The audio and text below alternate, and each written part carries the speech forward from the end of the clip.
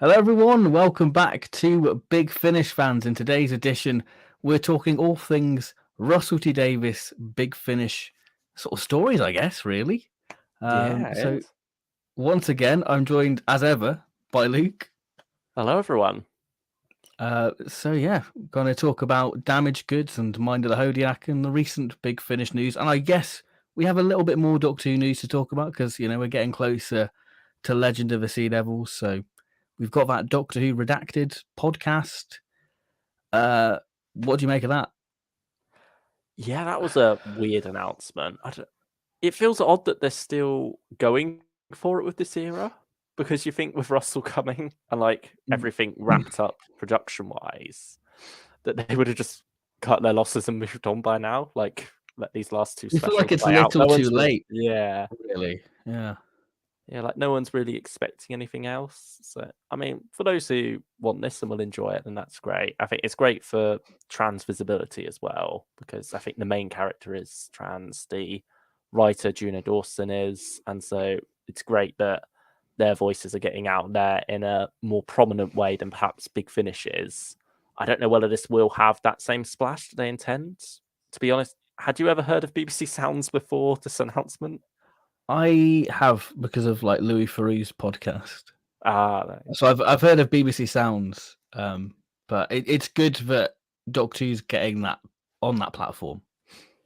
Really, I think Killing Eve's meant to have a podcast. I heard because I remember someone on Twitter saying Killing Eve got one before Doctor Who did. Yeah, I mean it's sort of one of those sort of no-brainer things. Is like Doctor Who's a flagship show for the BBC, so you think, hey, let's give it a bit more of a platform, really. Yeah, it just feels like this is the odder way to go about it because it's it's like a Doctor-like story, but not a spin-off by the looks of it.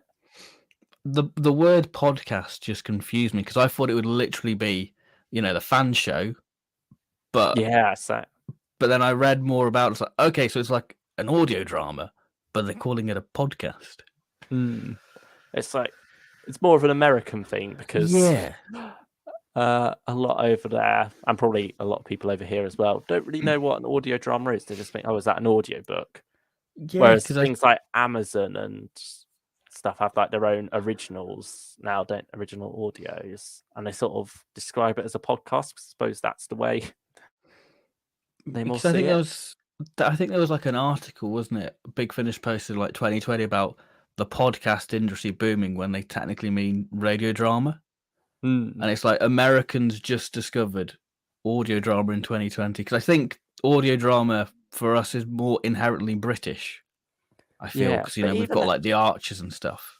Yeah, but even then, like America has had audio dramas for quite a while. But I think they did have it. It just maybe fell off a bit more, like radio did. I guess like the rise of TV and everything, they just sort of like, I don't know. Yeah, it's an odd one. Maybe I think maybe it's more down to capitalism as well, because with the BBC, you don't have that same push from shareholders to get rid of this stuff, do you? Like the BBC had to provide all this. Tories are trying to change that now, but yeah, like with the BBC, you have all these different radio stations provided for by that, and whereas with America, there's less of a push for that to go ahead. Maybe that's part of the reason. I don't have any facts, like statistics or anything to back this up, but just I know you mean instinctive. Because I think HBO is like a different license to all. Yeah, I get that. I know what I mean. Yeah, like the BBC does provide so much more than just the few channels and the few radio stations. Like there's loads of stuff that comes from that, and I think during COVID they were doing loads of educational stuff as well to help children who were at home during that time. So yeah, whereas that's something that if you can't get a profit from, it's not going to happen in America.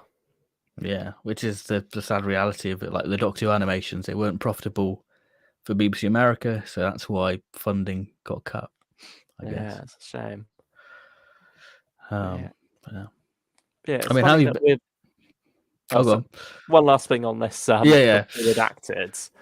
it's funny how they're sort of marketing it. It's the first time this has been done, and I think they're pushing that it's official, like because as if the show's going to acknowledge this at all. Yeah. But also, just even discounting Big Finish there, you got like Slipback right back in 1985 as this first. Well, you had radio the play. BBC school stuff like Exploration Earth. Yeah. All The that stuff. Pescatons. So yeah, it's not new for Doctor Who, but Yeah. it's good to see it get a modern day equivalent like the Tennant audios. They were big when they were like Dead Air. That's getting like a vinyl release this year. But Juno Dawson, have you experienced any of her Big Finish stuff? I'm not sure actually. I feel like I have. I'm gonna have a look on the website of what. No, I haven't actually. Only the Dollhouse and one episode of Torchwood Aliens Among Us. So I think you have actually. It's the third episode of Alien Among Us. Yeah, I think I've listened to that one from memory. But my main sort of thing when I think of Juno Dawson is the first 13th Doctor book, the Good Doctor. Yeah. Which is a really good book, and I think that she really got the 13th Doctor's character. Like it took me that bit of expanding me to go, okay, that's the 13th Doctor. So I think that she knows how to write the 13th Doctor. So I'm very excited to see how that comes to play with this sort of podcast. It feels weird saying podcast. Yeah, I wonder how big a role she'll have in it. It's also weird that this is a spin-off from the current era, but most of the guest characters, and they've pumped a fair few into here, are from eras past. Like you got Kate Osgood's, Rani from Sarah Jane Adventures. You've got Larry from Blink. Have you? Yeah, he I think the actor tweeted going, by the way, I'm in this. But it's not the character. No, it's a character. Yeah. Oh, it is a character. Bizarre. There you go. Like, that's a deep cut from the. Well, not deep cut, but to a lot of modern audiences, it is. And then a recast of Madame Vastra. Okay. Weirdly. It basically just sounds like Linda, but a podcast. It really does just seem like Love and Monsters 2.0. Electric Boogaloo. Yeah. We'll see. I mean, people seem excited for it, so that's good to hear. But yeah, it just doesn't really seem like our sort of thing, I guess. I'll give it a listen. It's just to see. Yeah, that's a thing. Extra content for the channel. But yeah, how have you been occupying yourself? What have you been doing? I mean, I've completely skipped that bit, but I was like, hey, let's just do it now. Let's do it now. Yeah, why not? Yeah, just the usual, really. Working and listening to Big Finish. How about you? I finished my Mandalorian marathon. Which has been good. I've been enjoying that. Made me buy more Black Series, but it's fine. It's cool. I finished Daredevil season 2, and so now I'm on to the Defenders crossover of them all. So I've moved on to the Clone Wars for the first time. Have you? How you find this is my first. I can see that it's like very kid based. Because like the first episode of like Yoda, it's like talking about numbers and like brain and overbroad and stuff like that. I'm like, yeah, it's got a strong message for kids in it. Yeah, but I'm enjoying it. Yeah. Mando has its messages as well. To be fair, it's like very George Lucas moralistic, isn't it? But yeah, it certainly does grow as it goes along. It sort of like grew up with the kids who watched it. Did you skip the movie? Or... I started the movie last night. So I sort of went. I got a bit confused because Dooku was voiced by Christopher Lee. I was like, this doesn't sound like Christopher Lee in like the series. And I was like, what? There's a film? So I went back and started watching the film. Yeah. I mean, it's all, a lot of the series is out of order anyway at the start. Yeah. But there's a whole chronological. But you don't get. You can easily like pick up where you are by watching. It's all like simple stories just told out of order, so you're not gonna miss out on too much. Well, you get like a little recap anyway, so it's like you know where you're at. Yeah, they set the scene very well, so it's fine. Yeah, I think it's Samuel L. Jackson was Mace Windu in the movie as well. Yeah, which is a bit of a surprise. Yeah. I feel like a lot of that stuff more went over my head when I was younger. Like watched the movie, then went to the TV series. See, as a kid, I was like, "That's not Ewan McGregor. I don't want to know." Yeah. I was that type of person, but obviously because I'm older now and I listen to Recast Big Finish, I'm used to it now, I guess. Yeah, it's weird. I mean, they are some of them are quite different compared to like how close some Recast Big Finishes are. Like Anakin in Clone Wars is very different from Anakin in the movies, but you just accept it and run with it, really. Yeah, you do. Yeah, it's all right. It's doing all right. I suppose maybe the visual helps there as well. Yeah, because they're quite. I mean, some of them are very stylized, like Palpatine. Like, very oddly stylized, but most of them are pretty good. Yeah, and then like got a good mix of new characters in there as well. Yeah, it's all good. I found out a weird fact the other day, though, Star Wars related and Doctor Who related, so we'll bring this back round. Yeah. You know the famous Ki-Adi-Mundi who says, "What about the droid attack on the Wookiees?" Yeah. He's voiced, well, not just voiced, I think physically portrayed as well by Silas Carson. Oh, the Ood Man. The Ood Man. And as soon as I say that, you could tell in the voices, can't you? Yeah. You can hear. Weird. That's mental. I mean, I think it was like the people who do like the Dalek videos. Yeah. They did a video sort of relating Death to the Daleks to the Mandalorian. So I'm like, it still relates, so, you know. So I think there's like a gun, like the machine guns the Dalek have within it is seen in the Mandalorian or something like that. I can't remember. Oh damn, that's crazy. Like there's a video dedicated to like the guns, how it links to Mando, so it's pretty cool. Wow. Oh, is that Terry Nation Army? Yeah, Terry Nation's Army. Yeah. But yeah, it's been that really. Yeah. I guess we have. Yeah, let's say hello to some people. Yeah. Hello, Mel, our first viewer. Hello, Mel. Hello, we did record. Hello, stylish one. And hello, Pain Slideman. Well, we recorded a Legend of the Sea Devils trailer reaction. But we couldn't get the audio, so that's a lost video. No. Because we recorded it on FaceTime, and FaceTime somehow doesn't record audio, so we've had to abandon that. So you're not going to get Mel's reaction to the Sea Boys. The BBC burnt that audio, and now it's been deleted. You got the telly snaps, so it's fine. Have you found out what James has got against damaged goods? No idea. What he has against. No idea. I think he's even forgotten himself, really, because it's been so long since listening. You just sort of have that impression, don't you, after a while? But I think he has come around on a lot of Big Finish he re-listened to. I mean, he wasn't a big fan of Only the Monstrous, but came round on that on re-listen. I think he would come round because he's a big Russell stan. Like he did a dissertation on it. He's done a video essay on Russell T Davies. So I feel like he would definitely come round to it now. Whatever problem he had with it. Yeah. Meanwhile, our thoughts will be kept hidden a little bit longer on that one. Yeah, we'll talk about Hodiac first, I guess. Yeah. Juno Dawson would have been one of the writers on Class Series 2 if that had happened. That's interesting.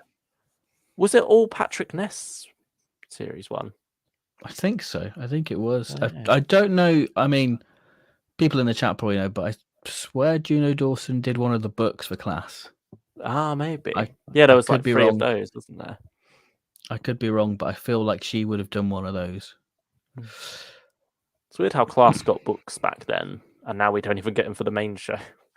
Yeah, now it's sort of you get a guest author from the show, and then that's kind of your books, or your target books, which people are into. Anybody finished Stranded 4? Have you started Stranded 4? No, I had to get through Minded Hodiac first for this. I've You've done kept one me episode. between me and McGann. I've done one episode. Did you finish Stranded 3 as well? No. Or no? Why did you just jump straight into 4? I was just too excited, but I'm gonna revisit Stranded. That's on my list to do Stranded 1 to Stranded 4 because it's the last of the 4 story box sets with McGann, and it's kind of mental, really. But it's a 64 saga, really, isn't it? It's an era. Yeah, now. they do lead into each other. Although, yeah, it depends how this one ends, I guess, because I feel like Doom Coalition and Dark Eyes are quite separate. Like the start of Doom Coalition is very much a fresh start, isn't it? It was marketed as that, wasn't it? Yeah, marketed as a jumping on point, and then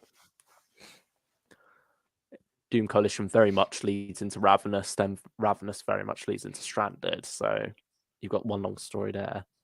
It'd be interesting to see how this wraps up.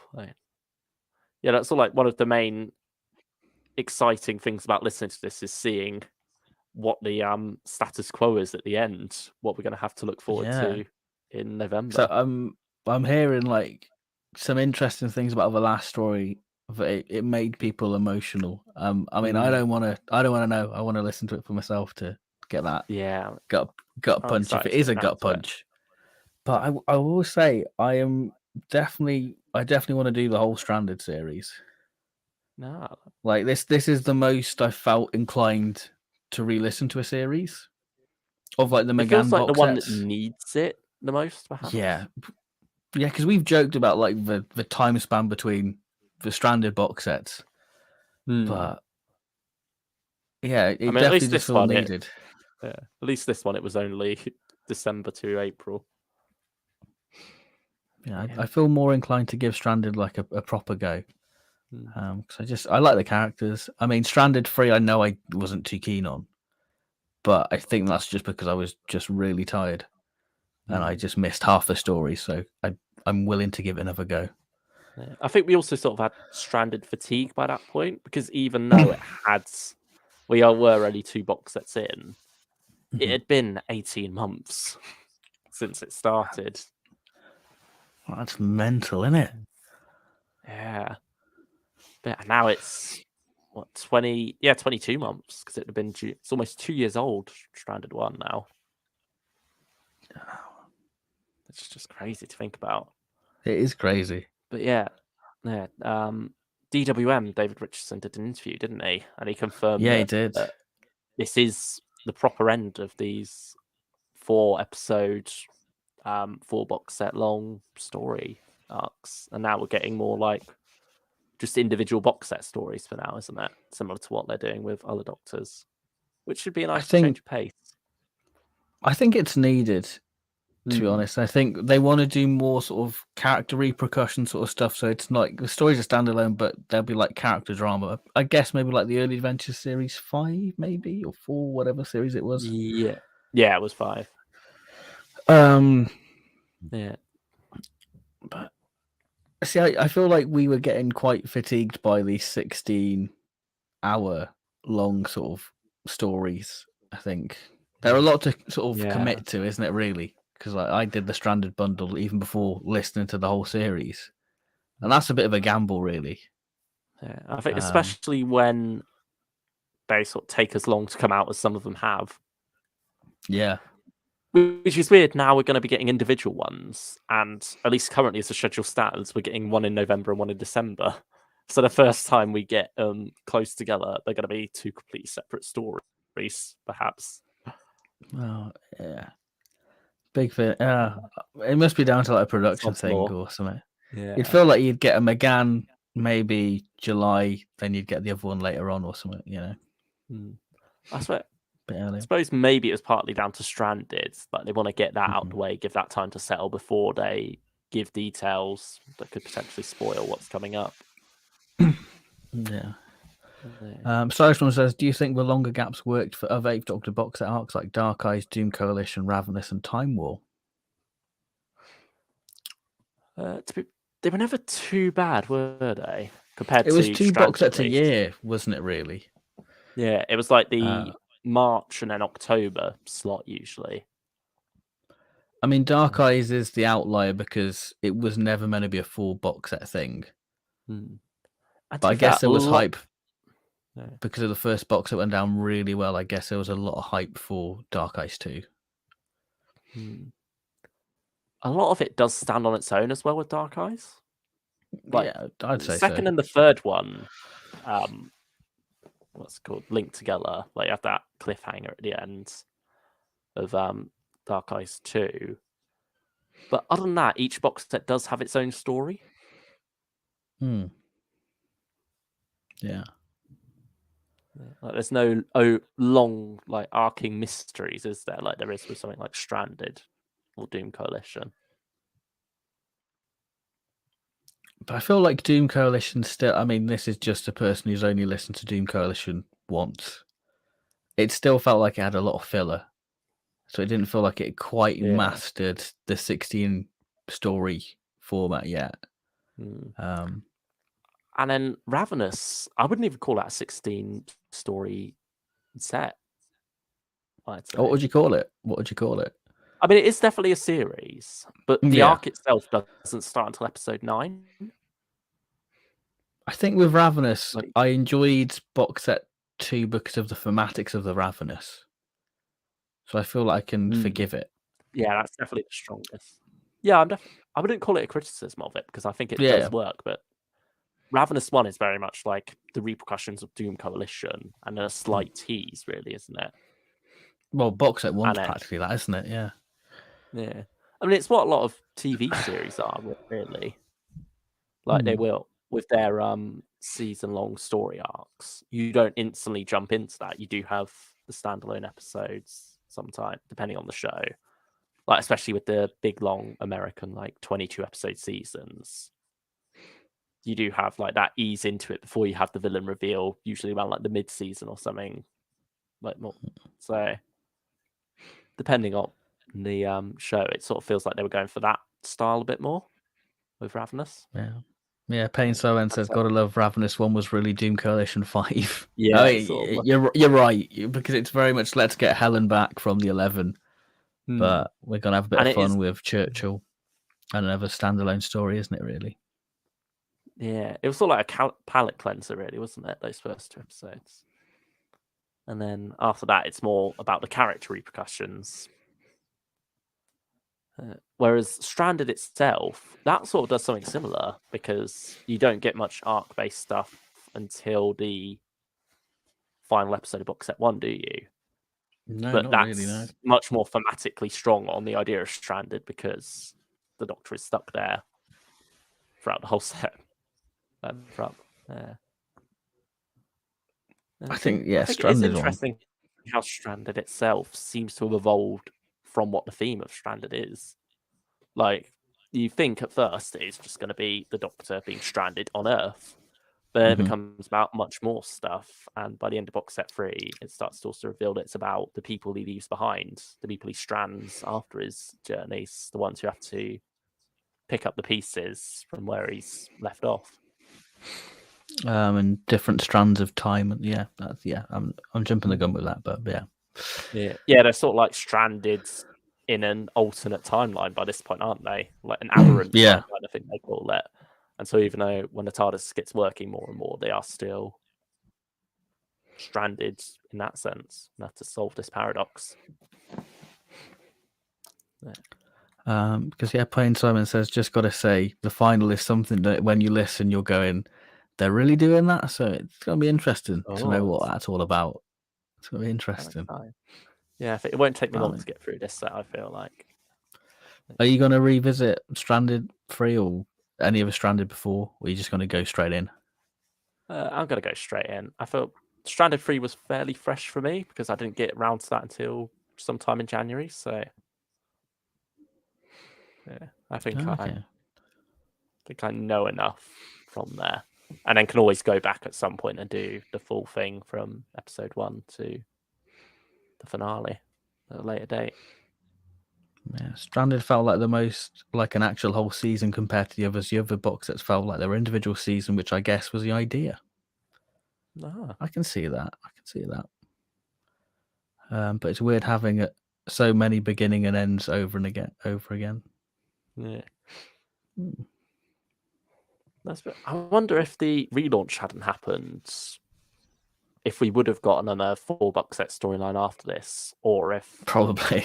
Because I feel like that sort of has forced everything across the board with Big Finish to be a fresh start and to like try and get new listeners in. So, well, I feel like Fourth Doctor Series 8 is kind of the relaunch format. What I sort of want 2 box sets, but you've got it's a nice series. You've got your series arc, you've got your standalone, but you still got stuff going on in the background.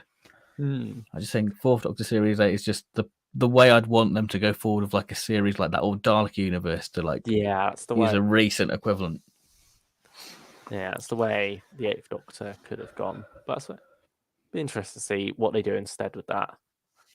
And hopefully we do get more stuff like Dalek Universe with different Doctors as we go on. Because I suppose this year's equivalent is 40 is the closest we got.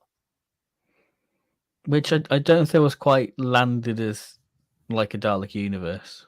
No, it really hasn't. But shall we talk about that? Because we got some news. Yeah, let's dive, because it would be pretty quiet news-wise. It's been a pretty slow week, but you got to have some every now and then. And I think with the build-up to Legend of Sea Devils, they want to keep the focus more on TV than audio. Hello, Harry. Hello. How are you? Well, thank you for joining. If you're lurking, hello. We appreciate lurkers, lurker the murkers. If you're a lurker murker, hello to you all. Don't get blinded. Don't get blinded, and don't karate kick. Yeah, I've recently rewatched Warriors of the Deep. Okay. Because it's one I wasn't familiar enough with, and we've got an upcoming video that needs some attention on that story. Yeah. I mean, speaking of Fifth Doctor, should we dive into the Fifth Doctor news? Well, yes. Yeah. Let's go for it. What's on Infinity? Which, nothing too much new within this article, but we do have this very wholesome photo. That's the main takeaway. Look at Davison. Look at a wholesome boy. It's great. I guess it helps him get into character. Maybe. But yeah, it's a bit strange. Oh, go on. I doubt he eats a stick of celery beforehand, because I think he hates celery, famously quoted as hating it, isn't he? But I mean, this might shock you. Isn't it like a year ago since we learnt about Fifth Doctor 40? Because I swear it was like in April. Yeah. I wonder if this is the exact anniversary. Maybe it is. I'll have a look. Fifth Doctor turns 40. Let's see if that gives. I mean, so this is a 6-parter, as we knew, featuring the Autons and the Master, played by John Coleshaw. I'm just filling the time while he's trying to find the article. It was 28th of April. Okay, so about 20 days before it becomes a year old. Yeah. I think we did get Lost Resort and Other Stories, though, announced in April as well. Probably did. Yeah. That makes sense. Yeah. This is like one of the first bit of relaunch news we really got, wasn't it? That time. Yeah, it was the first bit of exciting news about what's to come with Big Finish, and we've experienced half of it, really. Yeah, we've got the first half of it. It seems they're sticking to their September date, which is a bit disappointing, but yeah, it sort of has that Stranded sort of feel. Yeah, kind of. You thought they got it so perfect with like Eccleston and Dalek Universe, and now we're back to that, really. Yeah, it looks like. I mean, this seems to be the longest story arc of the year, though. Yeah, nothing else seems to be going for it. It's all like one box set long, or just a box set of random stories. So definitely have to revisit 40 box at number 1 before 42. Yeah, it makes you volume wonder 2, I should say. what hidden hints there might have been in there. I'm sure it will come clear when we get to it, really, because I guess the master's behind it.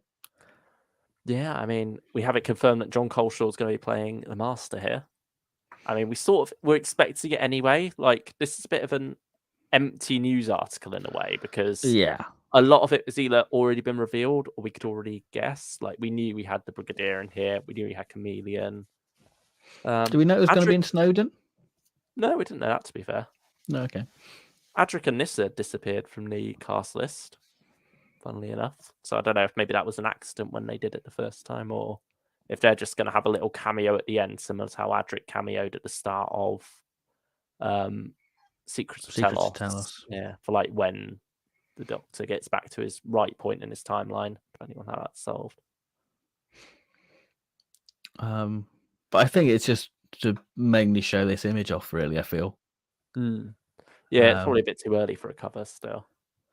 I mean, it's just made me excited to go, what is the cover going to look like? You know, it is an exciting form. Yeah. I'm excited for a 6-parter as well, like with the 5th Doctor. Tim Foley as well, good writer. Brilliant writer. I don't know, because he did Blake 7, The Clone Masters. I haven't got that one, but that is like a 3-episode long story done by him. So it is the same length as this. So he's got experience at writing for a story this long. I mean, I think The Golf was his first time writing for 4 parts long. Like before that, he'd only done Torchwoods and singular Doctor Who episodes, hadn't he? Yeah, I think so. Yeah, I'm just thinking that the 5th Doctor sort of celebration is sort of 2nd Doctor and 3rd Doctor era. It really is. Yeah. I mean, I imagine this is still during the 80s though now. Like, I imagine it's going to be slightly older Brigadier, but not old, not Battlefield Brigadier. Is it like retired Brigadier, like Mordred Undead? He's a master. I don't know. It seems like it might be, because units running a training exercise with the Brigadier in attendance, so it sort of sounds like he's being like invited to pop by just to witness it. Yes, that's it. That seems an interesting way to work the Autons in, perhaps, if they are these part of the training exercise. And is Chameleon going to be like a main companion, or is he just going to be part of the master? I don't know. I mean, imagine he's in the cupboard at this point, because after Chameleon Empire, yeah. So this would probably be a season 21 story, which is going to be the second time Big Finish have actually delved into it. Because first time we've got it was Nightmare Country, wasn't it? Just Turlo and Tegan. At least for those ones. Because you do have season 21 with 5th Doctor and Perry back in the day, and Ehrman. But yeah, they don't count. You don't see that as proper season 21, do you? No. This is like season 21 is the 5th Doctor. No. I was going to say Janet and then just forgot. Yeah, what's her name again? Tegan. Yeah. Tegan and Turlo. The 2 T's. The 2 T's. With Davo.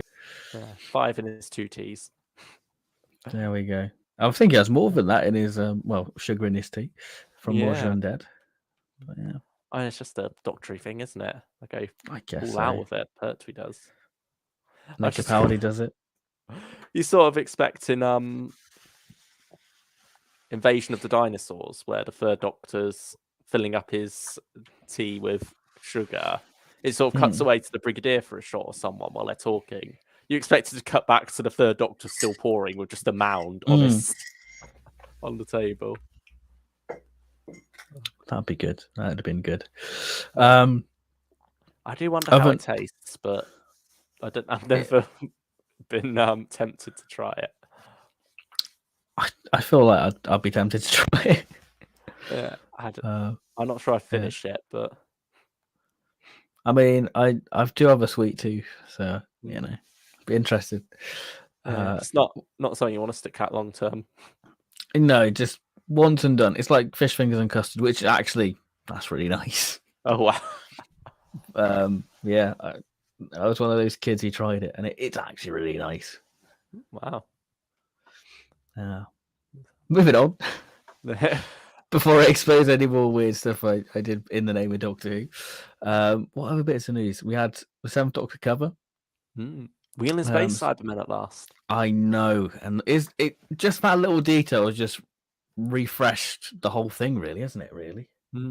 Yeah, I was just expecting Invasion, but this certainly is a nice change, and it works for season 24. It feels like the right fit.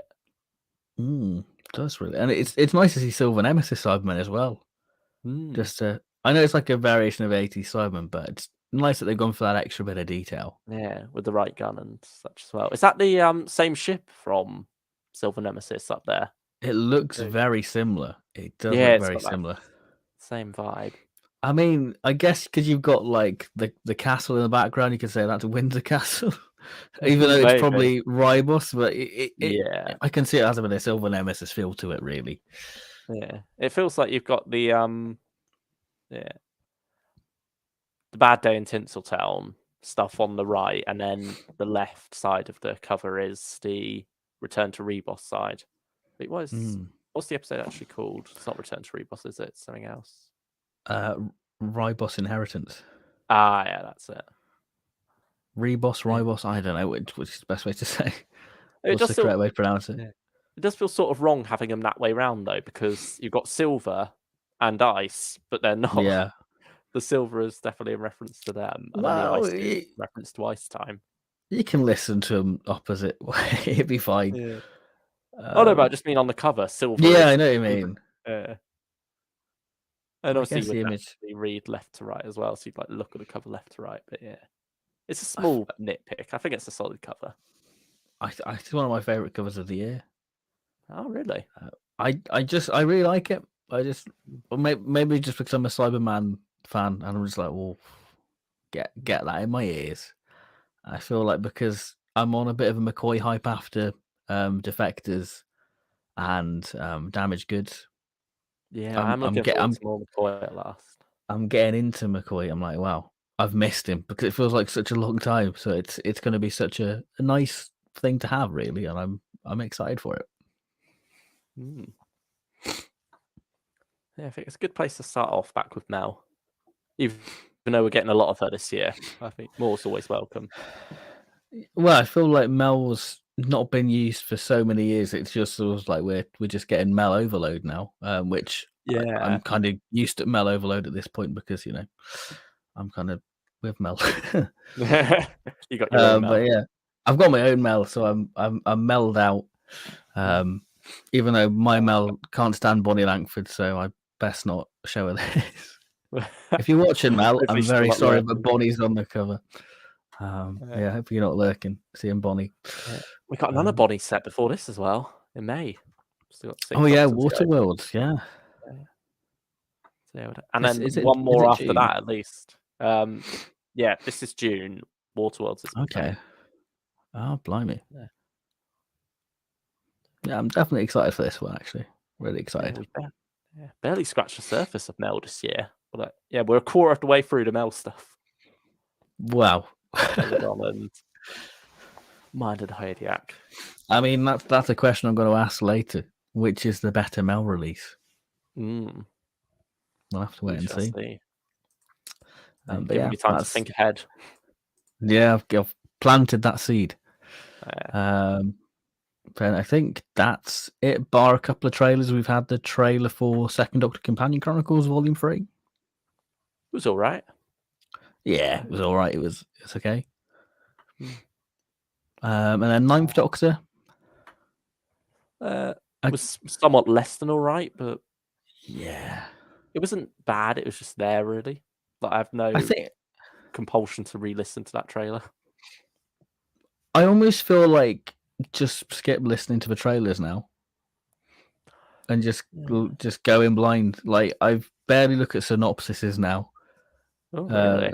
Yeah, I kind of like the idea of just going in blind. Like Stranded 4, I didn't look at any synopsis, so I was pleasantly surprised when I listened to go, oh, okay, this is what the story's about.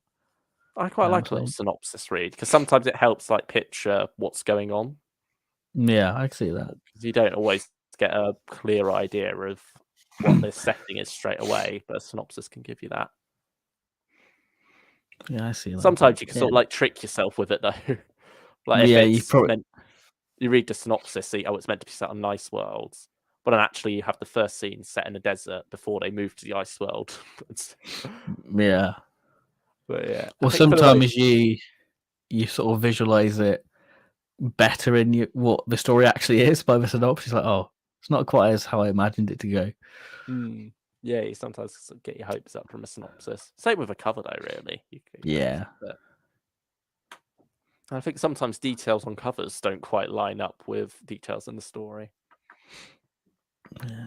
Like, I know a lot. The Fourth Doctor solo set, I was very much imagining Tom Baker as he is on the cover, going around in, the shirt and trousers, no scarf, no coat. But then the story mentions a scarf, and you're like, oh, I've messed that up now in my mind. Oh, can't believe that. Yeah. That just froze me. It's a deflating feel. It's a nitpick. It's not even the story's fault, but it's like when they in like Third Doctor stories where they say like what colour his jacket is. I'm like, that's not on the cover. Why are you doing that for me? But it helps me because I'm pedantic. Because I'm busy going, oh, what's Pertwee wearing in this one? Yeah. I think I've told you this before, but fun fact for anyone watching who doesn't know: in Scourge of the Cybermen, Simon Gurrier actually went back and edited descriptions of the Third Doctor's costume before it was recorded to match up with what was on the cover. Like after he saw that cover, he thought, "Oh, I'm gonna make this all line up." Actually, and I appreciate that detail. I appreciate that.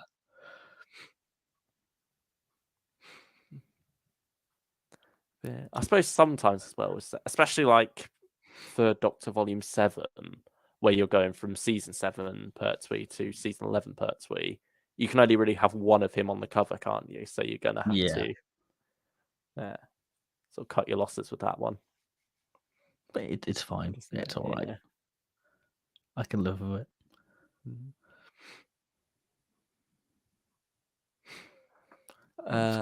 Stylish One's having his hot takes here. Oh, okay. Where is it? We All Cybermen. Hopefully this means more variety of future covers. Maybe they could even phase out the Invasion Cybermen for good. Probably not, but I can dream. They're such a bland, cheap-looking design compared them to the other 60s Cybermen, which are much more detailed and interesting to look at. Well, Nick Brigg doesn't agree. Oh, yeah. Nick prefers his Invasion, doesn't he? But it's nice that we are getting more variety. I mean, so do I, but I'm just like the variety, to be honest. Harry O, bit of a lurker, lol. We appreciate lurkers. Glad you're here. Stranded 4 was enjoyable. So yeah, thanks for joining us. Thank you for getting your thoughts out there in the chat. We appreciate all the interaction, really, don't we? Yeah. The lurkers coming out of the shadows. Yeah, we want to have a little community, so we want to make you feel safe that you can talk and say your hot takes like Stylish One. Yeah. He feels almost too comfortable sharing his hot takes for our liking. Yeah. It's all fine. It's all good.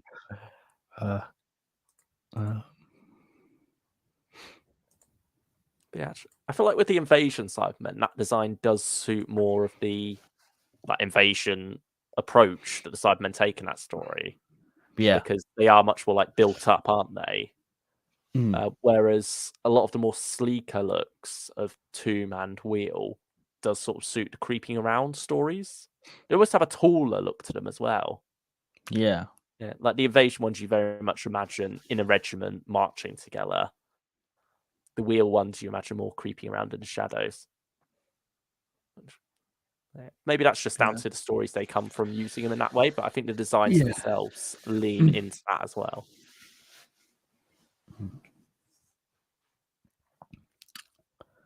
Aside from Capaldi, Stylish One asks, which Doctor do you think would best suit a multi-Doctor story with themselves? I mean, we already got Colin in one, didn't we? We got Colin. That's like TV Colin meeting Big Finish Colin. Yeah. Maybe we could get Curator Colin, War Colin, and normal Colin meeting. Yeah, Poor Collins. We can have TV Colin there as well. Yeah. Well, you could have like Tom from season 12, season 18, then Curator. Don't know. That'd be an interest. I'm sure that'll be in like 50 years of Fourth Doctor. Oh, maybe. That has to be one. Maybe like late First Doctor meeting early First Doctor. Yeah, I could see that. He's probably the Doctor who's developed the most. So. I feel like the Fourth Doctor is pretty much a constant throughout. So I don't think Tom would work meeting Tom. But like he talks himself enough anyway. Yeah, so you're like, okay, which Tom is it? Maybe Tennant. Because I feel like Tennant Series 2 is different if you have like a Time Lord Victorious Tennant. Yeah, but I don't know. That could work. I mean, Matt does have a bit of a character shift. Around like mid-series 6, isn't it? Or perhaps just series 6 as a whole. Yeah, compared to series 5, like the more but technically side of him comes out. But you've kind of had it already in like series 6 with like the Tesseract, unless you count that as a multi-Doctor story. I don't know.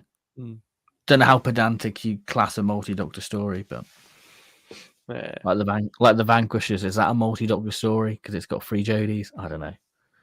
I wouldn't mind Big Finish doing more stories like The Enemy of the Worlds, like have Tennant play 2 roles.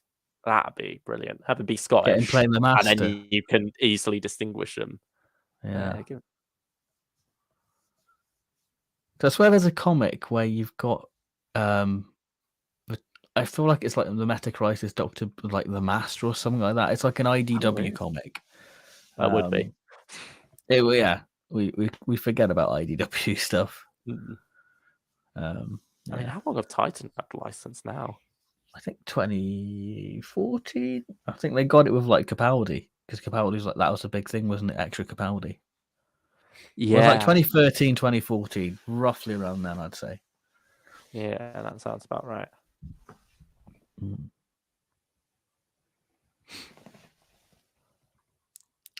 But yeah, I think that is all the news, isn't it? That's pretty much it. Yeah, that is it. Yeah, it's a slow week. It's a slow week, but who knows? We might have big news next week. Maybe. We also did have a Tortured Infidel Places cover, not cover, trailer. We had the cover ages ago. I've not listened to that. Yeah. I think it sounds all right. I'm looking forward to that one. It's probably the best trailer that we got this week. So. Okay.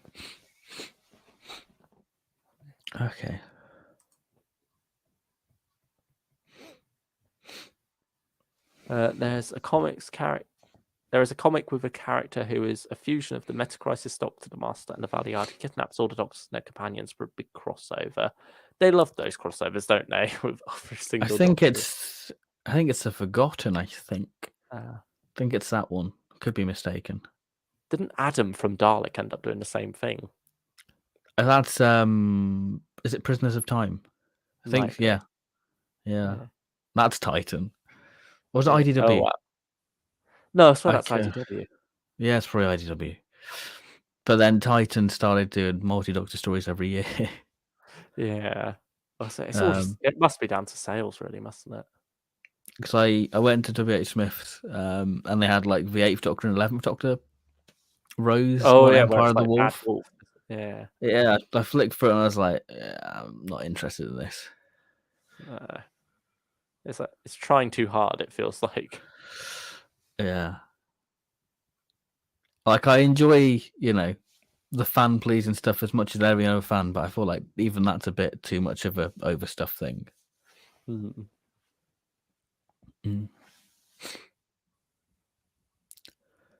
I guess, is it review time?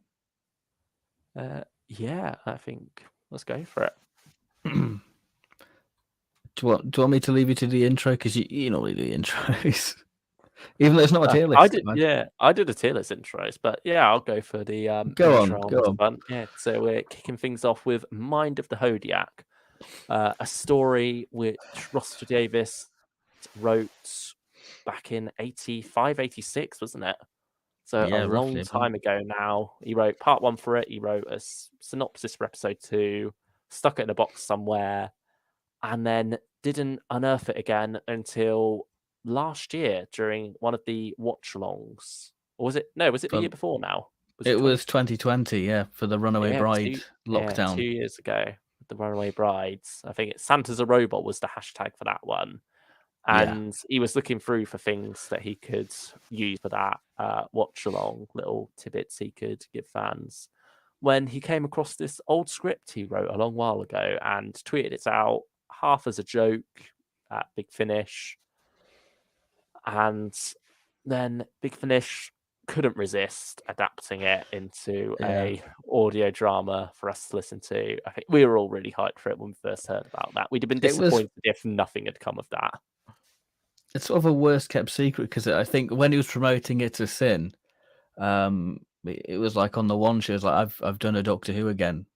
And then at a point, this would have been our last Russell T Davies bit of Doctor Who, but now we've got RTD 2 coming. Yeah, it's now like a midpoint to tide us over, isn't it? It's like the little. Yeah, it is. It's like going back to where it all began before we see the next big thing from him. Really, it's gonna be interesting to see his vision of Doctor Who now, because it's interesting listening to Mind of Hodiac and Damaged Goods to see what influences are within that, what shaped 2005 Doctor Who. So what are the influences now for Russell to shape this new iteration he's going to be making now, you know? Yeah, because he's already had one vision of it, and he's not just going to repeat the same vision. He's going to have new things to say, new things to explore, and so that's going to be exciting for us to watch, really, to see it unfold. But yeah, now we've gone back to 1986 with this story, and we can see where he's begun. And you could definitely tell it's a beginning, can't you? You could tell that he's not fully formed yet. He's not the Russell that we had in 2005. You could see a lot of the workings there. You can see a lot of... There are a few hallmarks, yeah. Yeah. He's very much got a talent for dialogue in this as well. I think there's quite a few good lines here. But at the same time, it does have a way to go. And I think it becomes an interesting question of what is the purpose of the lost stories? Because you do have a few different kinds of lost story, don't you? Like some of them are the one. Yeah. This sort of goes against the banner of. Sorry, I'm interrupting. No, you go. Oh no, that's fine. Yeah, and I mean, then there's even the fact that this might not even be a lost story, isn't it? Because it was never submitted or anything. Russell just sort of wrote this as fan fiction, really. I actually did have the intention of submitting it, but never quite got around to it. I don't think it ever got sent in. And so this is just fan fiction that, because it's by a writer like Russell T Davies, has ended up getting transformed into a lost story. But some of the lost stories are more... the lines are blurred now. Yeah, like Return of a Cyberman, we've got it on our shelves already. But now we have like version 1, really. Yeah. Like, is the idea to create the best story possible, or is it to have a historical document almost, isn't it? Just like brought to life, really. That's what you had with Return, and that's kind of what you got with Mind on the Hodiac. They very much tried not to change anything except stuff that makes it more audio friendly, I think, with episode 1. And then Scott Hancock tried to keep it as true as possible to what Russell would have wrote with episode 2. And so it's like more there for the fascination of it, isn't it? To explore. Yeah, it's a curiosity piece, isn't it? Yeah, that's the best way to describe it. And then even then, some of the lost stories are ones that were made that weren't made at the time because the show got cancelled twice. Like the Lost season 23 ones, they're ones that would definitely have been made if the BBC let them go ahead with it. These aren't necessarily ones that got turned down by the script editors because they didn't think they were good enough. And you see some people out there saying these are stories that weren't made for a reason. Why are we making them now? But you think sometimes maybe that reason wasn't a good one. Like if those script editors at the time could let something like Time Lash through, who's to say maybe they kept out something that could have been an instant classic? And so, yeah, the quality varies, but it does with a lot of ranges. And I think you do see it a lot of different versions with Lost Stories. Some of them where it's the writers coming back to them, like Wally K. Daly. Yeah, Wally K. Daly did with The Ultimate Evil.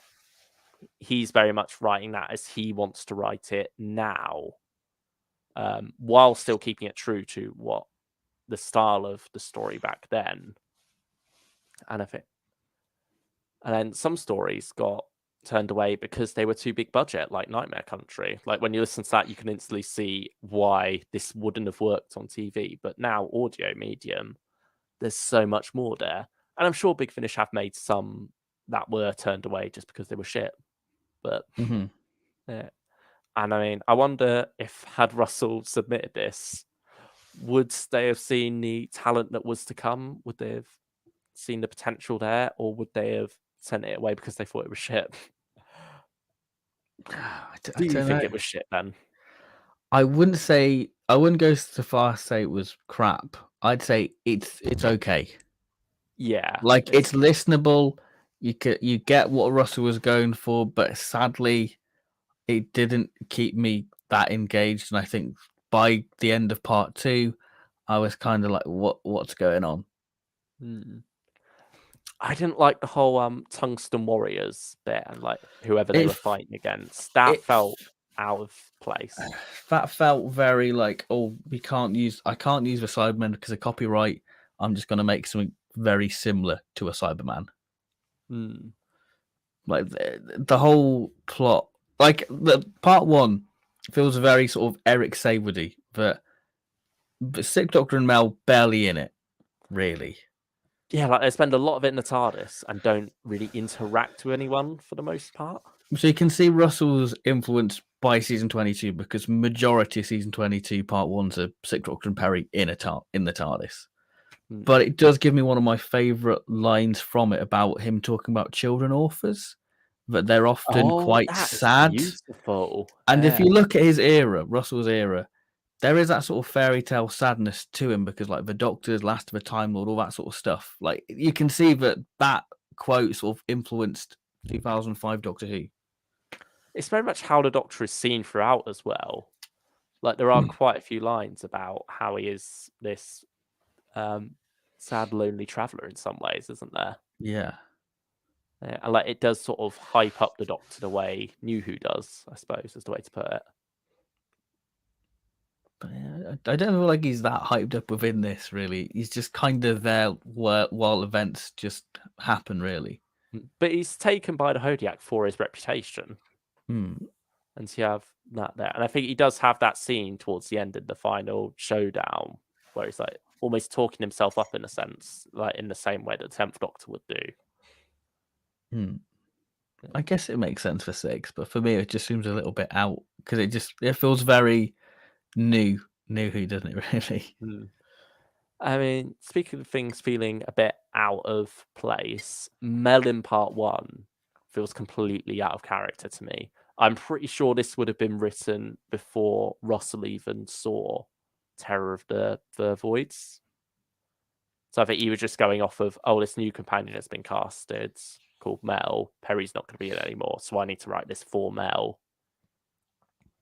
But yeah, obviously didn't really have a grasp of the character, which is understandable. And so she's very passive in this. Like a lot of her lines just come down to being, Doctor, why do you have to do that? Why do you have to do this? Why can't we just sit around in these nice people's house and watch TV? Yeah. Which is very much the opposite of Mel in Terror of the Vervoids, her first story. She is really inquisitive. She is the one pushing the Doctor to investigate this, while he's being a bit more cautious about it, while trying to keep her out of harm's way. In this, it's literally just Mel doesn't want to do anything. Like one of her first lines, while like the TARDIS doors are flung open in the vortex, isn't it, or in space? Yeah. And she's like, Doctor, you don't have to be the hero. Do you just want to die then, Mel? Because that's the like, either the Doctor tries to do something, or you just both stay there with the doors open and die. Yeah, and I think it's sort of like it shows the amateurishness of it, in that Mel is more there as a simple plot device to get these reactions from the Doctor. Yeah. And that's something that probably would have been changed in script editing had this got to one. Or maybe Russell would have changed on a rewrite after just seeing what Mel was really like. But instead, because this is trying to be as true to as possible to that very first version, so it's as much Russell T Davies dialogue as possible, it loses that, really. Because otherwise, if you change it, then you've no longer got Russell T Davies writing for Mel. Technically, you've got Scott Hancock writing for her. Mm-hmm. So it's damned if you do, damned if you don't in that sense. And it's again down to what is the purpose of making this? Is it for the historical documentness of it, that curiosity piece, which it ultimately is, or is it to make a good story, which hopefully it does anyway, but for us didn't quite reach that. I mean, Mel, you got a weird moment where she's sort of pretending to be like one of the secretary people of like the psychic building research place. That was all right. Like that. Yeah, that's part 2. That's where Scott Hancock really gets a bit more freedom. So I think he's able to, because it's just the outline that he's got to work off, he can make Mel a bit more Mel. And yeah, she does improve a lot in part 2. She has quite a few good moments there, like you say, with the secretary one. I think it was her taking care of Katie, the little girl, and interacting with Lisa. But yeah, there's a funny line towards the end of part 1 where she says, "I'm seeing a new side to you today, Doctor." And it's like, I'm seeing a completely different side to you today, Mel. Another thing I find interesting is the Hodiac itself. The plan to crash the stock market and basically use gold as the new currency or something like that, and him to become a god. It's if you want to play a drinking game with this and you want to every time Hodiac's mentioned take a shot, you'd probably be dead. Because it's a lot in like the first 10 minutes, isn't it? It's a lot. There is a lot. I came round on those the stock exchange characters, the ones manipulating the market. I think that's the most interesting bit of part 1 for me, to be honest. Yeah, and then it's completely dropped, isn't it? Sadly. Yeah, because you get the tungsten warriors. Yeah, and they are much more dull in part 2. It just becomes generic shootout, really, with a war. Yeah, some things improve a lot in part 2, and then some things that you've lost don't work as well. Like, I feel like with this story as well, like the music doesn't really feel Colin Bakery. I don't know about you, but it didn't feel as 80s, because normally the Lost Stories, they go all out. This is the era we're replicating. I didn't get that with the sound design within this. But I didn't really mind that, though, because I feel like with Big Finish anyway, we get that a lot. Yeah. Like, especially with the 5th, 6th, and 7th Doctor, they do go their own way a lot more. With the 4th and 3rd, they very much try to recapture the eras in the music. It does feel like it's trying to be more modern, doesn't it? Yeah. So that's what it kind of conflicts itself, but it's so set in the 80s, but the music doesn't quite reflect. It's trying to be very Russell music. Yeah, which is not a bad thing by any means. No, but it almost makes sense for this production. I think it's also a beautiful music suite. It is good. It is good. It's got a nice little theme going, like little motifs without it. Yeah, quite melancholy, I'd say. Yeah. Melancholy in space. There we go. Bonnie Langford's got to get a sequel to Colony in Space. Yeah. That's the 3rd Doctor release for this year. Well, I was going to say the 2nd 7th Doctor box set, because he's got the Ribos operation, so, you know. Yeah, there you go. We have the domestic side to Russell's, because you've got the family with these strange psychic goings on where they go to a psychic facility to be basically researched under with Annette Badland sort of being this sort of religious radicalist. Yeah, she is a wonderful character. Like, I love She's done great her this moments this with month in Miss March. Fairfax. Yeah. Mm. She is very entertaining. And again, sparkling dialogue from Russell. Yeah. I think Annette Badland really makes it jump off the page. I mean, she's done very well from like March's release because she was good in Blood of a Time Lords as well. Sadly, her character got a bit of a bad fate, but you know, that aside, good performance. Yeah, she's doing a lot of villains, isn't she, as well? Like Yeah, she Mrs. is. Chin in this isn't the nicest of people. Do you think she's related to Mr. Chin from Claws of Access? I was wondering that actually, because I think she does sort of have a high up role in government, doesn't she? Yeah, or like at least within a government-run research thing. So, like, could maybe Mr. Chin have pulled some strings for her? Yeah, we've just made a new canon thing, so put that on the TARDIS wiki. They even have the similar sort of voice, don't they? Not that they do, you have to really have that to be husband and wife. But the same voice. Yeah, they spent so much time together that they sort of adopt their mannerisms. Maybe they're brother and sister. Maybe. The Chin Dynasty. The Chin. I don't know. Oh, that's something else. Yeah. Speaking of cast, I did make a few comments before we listened to this. Yeah, look at the side of that thing, Doctor. Yeah, it's a big cast list, so that had me worried. Mm-hmm. It doesn't really come across when you're listening to it, because I think they've all got their own little separate sections, haven't they, of the story? And so you don't get confused with voices too often. It did take me a while to work out who Tiana Miller's character was. I feel like her accent kept shifting a bit. Like she was trying to make herself sound less posh than she is. But then sometimes her natural posher accent slipped through.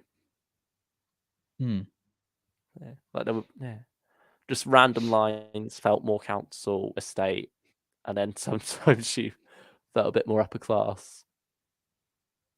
Yeah, I mean, could be the next Doctor. Could be the next one. The grandma, I think sometimes I confused her with Tiana Miller as well. Like not too often, but it's just like the odd line here and there. And it makes sense because they're related that their voices would sound similar. I mean, she's got an interesting character towards the end. And the relation to the Hodiac, but yeah. We'll get more into that, I guess, with Damaged Goods. Yeah. Is there anything else we can say about Mind of the Hodiac? One thing I do think is interesting on the cover is, the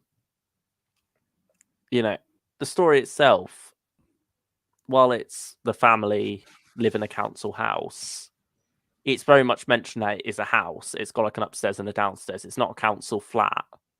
It's a council house. But the cover's very much more leaning into the classic Russell T Davies council estate with the houses and stuff, with the big blocks of flats and stuff, which is an interesting way to go. I thought they would have made more of a deal out of the Hodiac having the Sixth Doctor's coat. Yeah, they don't do much with. Like, does he even wear it in the story? Like, you have the Hodiac describing like the Sixth Doctor's coat about, all that sort of something about that, and it never really amounts to anything else. Like, is he wearing it when he meets the Doctor? Because surely Colin's Doctor have like a remark going, "I like your coat." Like, I thought there could have been a bit more of maybe something a little bit more going on with that. I don't know. Yeah, I'm not sure what that was meant to be, and it's hard to tell if he was even wearing it when he was describing it, because they were sort of talking about knitting it, weren't they? Yeah, making and it. So, and so you'd assume it's not on him while his aide is doing the sewing there. Yeah. Otherwise, that could be ouch. And he's also got a Sixth Doctor mask at one point, which is just such a comic. I bet he's loving this year. I think it was only to try and connect with him, wasn't it? And like get the TARDIS to do what he wants. And so after that, I'm assuming he got rid of it. But a bit like the sort of military. Is it Millington in Curse of Fenric? I don't know. Yeah, that's it. Where he's got thinking like the enemy. He's got the Nazi office there. So I assume that's what they were going for with that. But yeah, it feels like you could have dropped that really, because it doesn't come into play after that. And for such a big deal made of it in the synopsis and on the cover, it's hardly worth having in there. Yeah, you feel like the coat would be like a monster or like a key thing within it, but no. No. Yeah, and it's also the other. It feels like it's just a way to force the Doctor into this story. Yeah. Because ultimately, it feels like the Hodiac didn't need the Doctor to be there.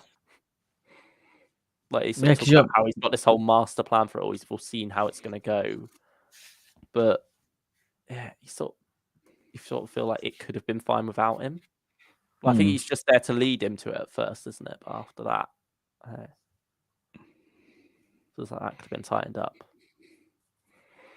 Yeah, because you feel like in part one, the Hodiac's talking about the TARDIS or something like that, but then it turned out to be something completely different within it.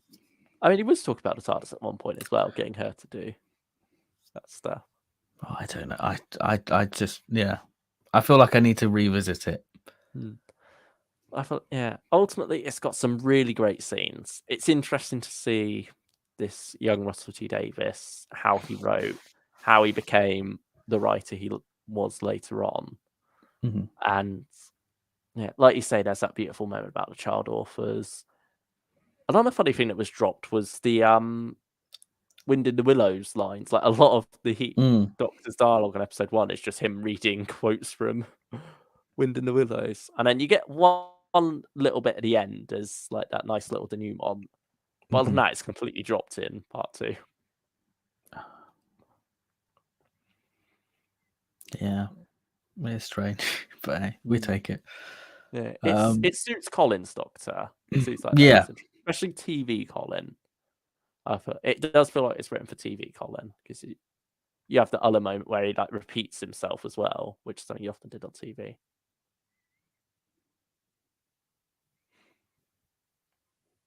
Yeah, it's an interesting one to say. I think that's the thing. If you treat it as a curiosity release, you'll be fine. Because it's not Russell's finest work. He's done incredible work since Mind of Hodiac. But it's an interesting nugget of his history, really, to see where he started. Yeah. What would you give it out of 10? 6 or 7. Yeah, I think that's fair. Because even though Return of the Cybermen is the same vein as this, isn't it? It's that curiosity piece. I feel like that's much more enjoyable as that. Yeah. I think maybe it helps that it's a quicker listen too. Whereas this is quite a long. It's 2 hours and 5 minutes ultimately. 2 long parts. So you do feel a bit more drained by this one. Whereas that one, it flies along. Even if some of it's not that great, it's not there for too long, so it doesn't bother me as much. I feel with Return, I can just happily stick it on and listen to it and have a really good time. Whereas this, I feel like I've got to be in the mindset for, okay, this is Hodiac. Yeah. With Return, I can acknowledge its flaws, but they don't bother me too much. With this, its flaws are obvious, but you can understand why they've kept them. Yeah. But they do sort of take me out of it a bit more. I suppose the other problem is this is probably a first draft, maybe second. I'd probably say first, because he typed it up on a typewriter, didn't he? So I guess it would have been his first draft of it. Yeah, it's the odd thing again with the Lost Stories. Had this been made, it would have ended up quite different. But at the same time, because Russell's not going to come back and be like script editors on this, he's got more important things to do. Yeah. You sort of if you want it to still be Russell's voice, you have to keep it as that first draft. Yeah. And again, that probably comes down to my criticisms of Mel are more that again, Russell just needs to get this plot going before he can come back and sort out those character things. And so that might be, again, why she's a bit out of character. Because her dialogue is purely there for the plot, because that's all the first draft needed. I mean, would you recommend this release?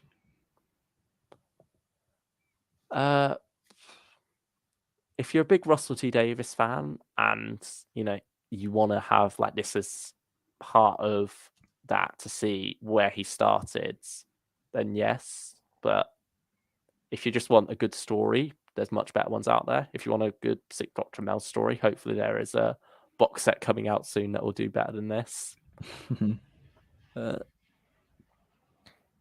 So I think it all depends what you want out of this. Don't go in expecting it to be the greatest story ever. Don't go in expecting it to be well refined. But if you want to go in and see where Russell started, then it can be quite interesting. How about you? What would you say? I think it's a slice of Doctor Who history, isn't it? Really. But like you say, it's glorified fan fiction. Did you say? Yeah, it's not a particularly great slice, but it's fair to go. Okay, this is where one of the godfathers of Doctor Who started.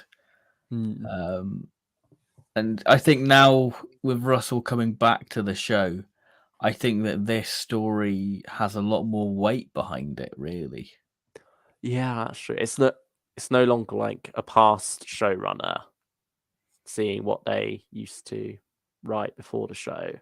It is very much, someone who's coming back to it. It is the incumbent showrunner, really, isn't it? Almost now, because Chibnall's finished with Who. His final story's been shot, edited. I think it's all done, really. So, whereas now Russell is writing new stories. They are preparing to film them, hopefully sometime soon. Yeah, can't be too long now. One final point on Mind of Hodiac. Is it the best? Does it beat the Paladin story, or do you prefer the Paladin story? I think I do prefer Mind of Hodiac, actually, if I was to choose one to re-listen to. But Mel is more in character in the Paladin story, I guess. I'd agree. I'd agree with that. Yeah. Yeah. Mind of Hodiac. Yeah, if you've given it a listen, let us know your thoughts in the chat. Yeah, let us know. Be interested to know. Damaged Goods, on the other hand, this is an interesting one because for a time, the selling point was Russell T Davies writing for a classic Doctor. Even McCoy said in like the promotional videos that I'm the only classic Doctor to be written by Russell. Aged terribly now.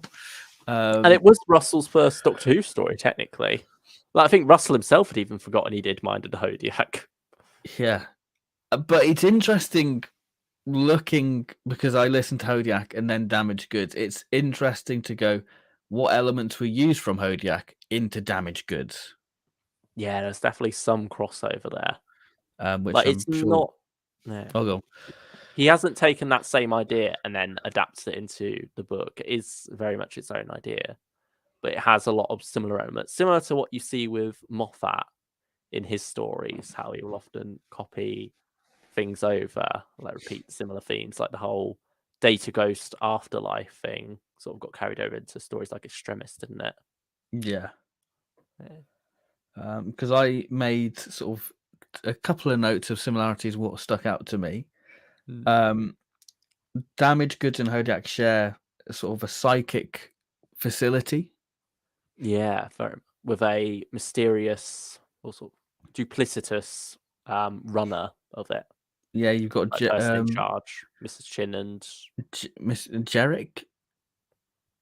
Something. No. I was going to say Jericho, but it's not.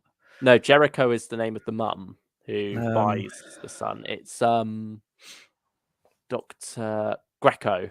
Yeah, Greco. Yeah. And then you have sort of the Hodiac being very similar to the two kids involved within it. Being these sort of two psychic symbiotes or something like that. Yeah, it's the Gestalt, isn't it? Yeah, Gestalt. Hodiac does say they're not quite a Gestalt, but it's still a very similar idea of like these people who are separated when they were, or like, well, with Hodiac, they never even met. But it's this idea of two people who are closely related to each other, but living separate lives. But I think this is the one where you definitely get Russell's 2005 Doctor Who, because you get the Tylers, not as we know and love them. We have the little council estate. Yeah, it is very sort of EastEnders kitchen sink drama, especially like the pre-title sequence, all that sort of stuff. It definitely has that feel to it.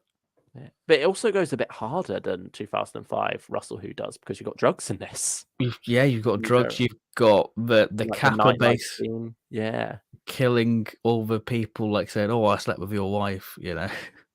Yeah, in more of an adult way than what I just said. It's not. I think the quote is, "I've been doing your girlfriend behind your back," which is like for long for Doctor Who. Yeah, and that kind of made me go, "Oh, I can see what it's a virgin adventure." You know, him and his wife certainly aren't. No, definitely not. That's definitely not a missing. Well, he's a missing adventure now, isn't he? Because he's missing the action. Oh dear.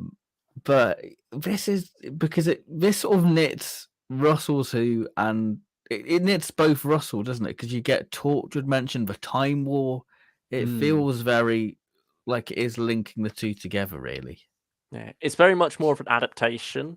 It does play a bit more loose with what was originally written. But at the same, I think Russell approved of all the changes, though. He was singing Jonathan Morris's praises with this. And, you know, when going from prose to audio, you do need to make quite a few changes often, because they are two very different mediums. Books are much more about the inner monologue and such, whereas an audio is the exact opposite. You can't get that, really, so it has to all be in the dialogue. A lot of the action has to be shown through dialogue sometimes. I think with this book as well, I think the Kappa's been tamed down, because I think there was like him being burnt alive and kept setting himself on fire to kill himself, whereas he just jumps off a building within this, so it's a bit more tamer. Yeah, but you saw some hard imagery.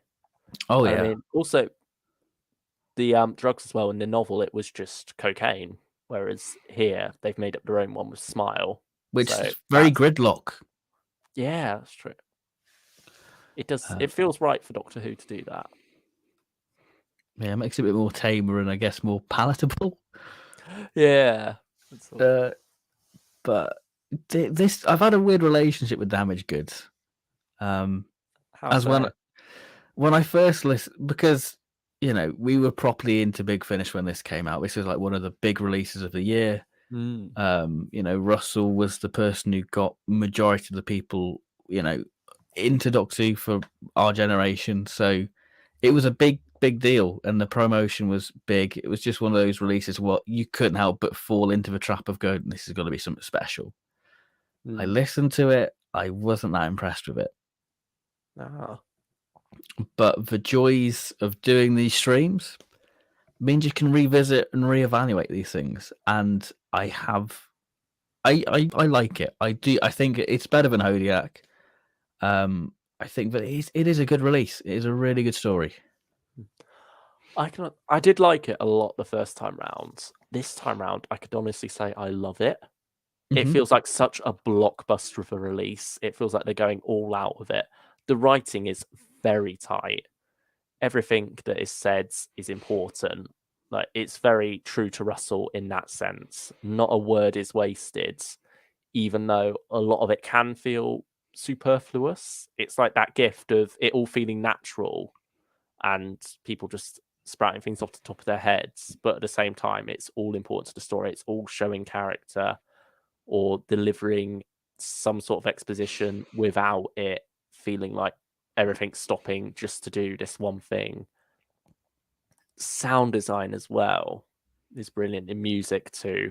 It all comes together to feel like this truly event of a story. It does very much feel like the two-part you'd get in the middle of a Russell T Davies series, I feel. It does, yeah, just feel like that. Yeah, but also it's very well suited to the Seventh Doctor, Chris and Roz as well. It doesn't necessarily feel like they are forced into the new Who archetypes. They feel more like, or not even classic Who archetypes, really. They very much feel like their own characters as they would have been in the novel. They are much more like these outside operatives. It's more of a Sapphire and Steel vibe where they are much more alien and getting into this human world, and the Doctor being forced to live in this council estate. Not that we get too much of that. It's not very domestic from that sense. He's there, but it is more just to keep an eye on things. It is all about them sorting this stuff out, really. They are people on a mission, even if they don't know quite what the details of that mission are, because the Doctor has to go back in time and set it up afterwards. Which I like. As the manipulator that he is. But at the same time, it has that sense of the Doctor as an older character. Like, he has quite a few lines about, people used to ask him questions all the time, and I'd be there with all the answers. The good old days are gone now. And that's something that you get a lot of with the 10th and 9th Doctor as well. Not quite in that same sense, but in the sense that they have lived a long life. You feel the age in the writing with them. Russell does that a lot, where classic Who's meant to be like the good old days of the Doctor being young and carefree, and this sort of leans into that, where he's looking back at his past, almost with rose-tinted glasses. I guess because, like, in the Virgin New Adventures, you get, like, in Nightshade, you have him thinking about retiring. So I thought that's a nice little callback to that. And obviously, we're transitioning now to TV movie McCoy. So I guess he's ready to wrap things up and, I guess, retire.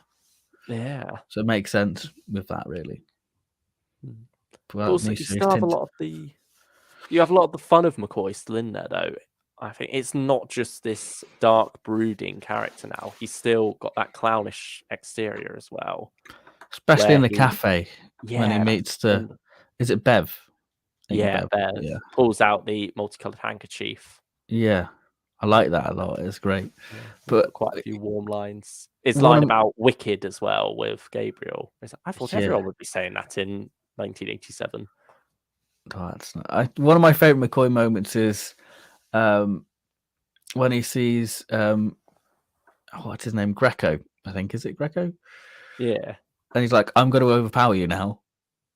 And I like when he just does like, it's like proper McCoy's like, "This is where I overpower you and tie you up." And I like that.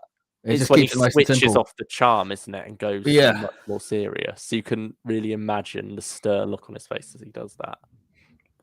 He does lose a bit because, like, shh, I'm talking now. Like, he does proper snap at him. Yeah, I love it when the Doctor gets like that sometimes, because you can tell like the bad guy really deserves it in that sense. Yeah, it just sells it more, I think. Yeah. But yeah, this similar to Hodiac, it's a story of a lot of moving parts, but here they feel much more closely knitted together. It doesn't feel like things going off in all direction. It feels like things nicely weaving throughout. You're cutting between things, but you're not losing the momentum at all at any point. I want to say that it feels very sort of Blood Brothers. Yeah, it definitely has that with the twins being separated. Yeah. I just thought, this is Russell's Doctor Who spin on Blood Brothers, which it's completely fine. Yeah, Blood Brothers with psychic powers. Yeah, I think that's a good way of selling it. Yeah, and again, it's all with that. It's this human tragedy, isn't it? With the mother, what's it? Mrs. Tyler. What's her name first? Winnie Tyler. Yeah, with her tragedy being tied into the reason that the creature is attacking everything. Yeah. And then obviously that's being played in through the drugs, because it's like punching little holes through the dimensions and stuff. And it's a much better way of going about this whole massive existential threat as such, attacking this normal family living in a council estate. Yeah. It's just much more refined than Mind of the Hodiac did, which makes sense because that was written by Russell on his own. He only did part 1 and then the outline for part 2. This would have had a script editor at a time. This has again been further refined by Jonathan Morris into the audio format. Because I feel like the Hodiac and the Kappa are pretty similar with their same sort of outcomes, but I think the Kappa's, like you say, has been more refined. That he's a weapon for like the dark days of a times like vampires, which I loved. I appreciated all that sort of stuff because I'm a big fan of like the whole sort of vampire Doctor Who war sort of stuff. It's very tied into Doctor Who mythology, but not in a way that feels like it's hitting you over the head with it. It all makes sense. It all makes sense, really. It all feels very natural. And then Jonathan Morris again being able to tie it much more natural with the references to the Time War, and then with Torchwood being mentioned as well. I think it doesn't feel like it's forced in there. I think by the point when we get those revelations, it feels earned because we've spent enough time in the sandbox of this world to start going, let's throw a bit more Doctor Who toys into the sandbox. Yeah. And also that these were the first times stuff like that was mentioned, because the new series license wasn't even a thing when this came out, was it? No, it would be about 3 months before, wouldn't it? Or 2 months. Yeah. So it was like very shocking that we were getting lines like that we were getting Torchwood name dropped in a Doctor Who audio. I think they had Torchwood announced at this point because I think that was like February, so I think you could just about get away with that one. But the Time War, I think it's not referenced directly. Well, it is actually, because you get McCoy saying Time War. Yeah, but it's sort of like in the sense that you had the Time War between the Time Lords and the vampires, didn't you? Yeah. And so it's like this is a follow-on from that, which is all great. But I think one of the reasons I didn't get on with this one was because of Chris and Roz. Right. Is this on first time or on this? This was first time. This was first time because I never experienced those characters before. Yeah, you're jumping in the deep end with them as well, aren't you? Because this isn't their introduction story. But now we've got Original Sin. We've got a few other stories from like the New Adventures box that I feel like I know the origin of their characters, so I knew where they're at within this story. Yeah. So I think that's why I've probably got a new appreciation for, because I get all the moving parts with these characters. Yeah. I think they're also very well portrayed. The two actors do a great job. Is this their first time being those characters as well? This was. So it wasn't until Original Sin would have been the next time, and that was 2016. 2016? Yeah, 16 December, wasn't it? Yeah. No, it must have been 17. Sure. So I thought it was like it. Yeah, because I swear they came out of 2016 with like Cold Fusion. Mate, when was? Because I feel like it's 2016. I swear, Nightshade was April as well, and that was April 2016. And then original.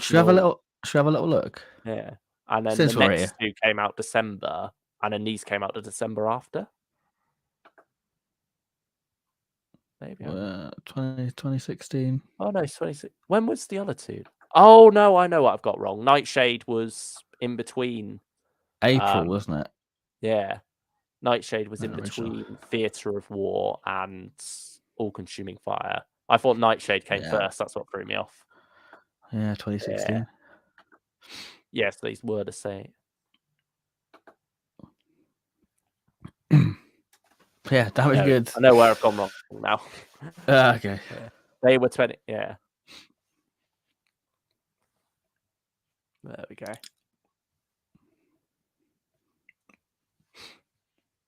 The Kappa, very good villain. Very good sound design as well for the Kappa. Yeah, very creepy as well. Like you have that line about how his mouth jaw just opens and closes, doesn't it? Like, it's not speaking normally, and that gives you quite a creepy image.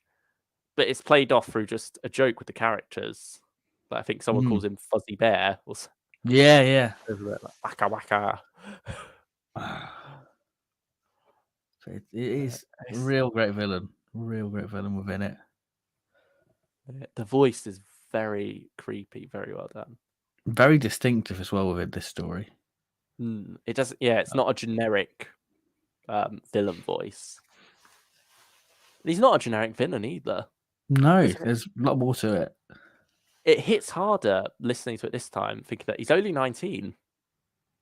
Jeez. The character. Because there we go. Link to Rose. Yeah, there you go. Yeah, that just doesn't. It doesn't feel right. Like this character like that would have this reputation, but at the same time, it does make sense. Yeah, I think it just shows the tragedy of like drug and gang culture, really, doesn't it? Because it does get people quite young. Yeah, I mean, it's still happening now, I guess, with young kids getting swept up into that lifestyle. And yeah, you sort of have a warning of that, don't you? With Winnie talking to Gabriel, "Live by the sword and die by the sword," as she says while talking to him. Yeah, about when they get sort of burnt. Yeah, one of the quadrant flats gets burnt. fire bomb the Kappa's flat. Yeah.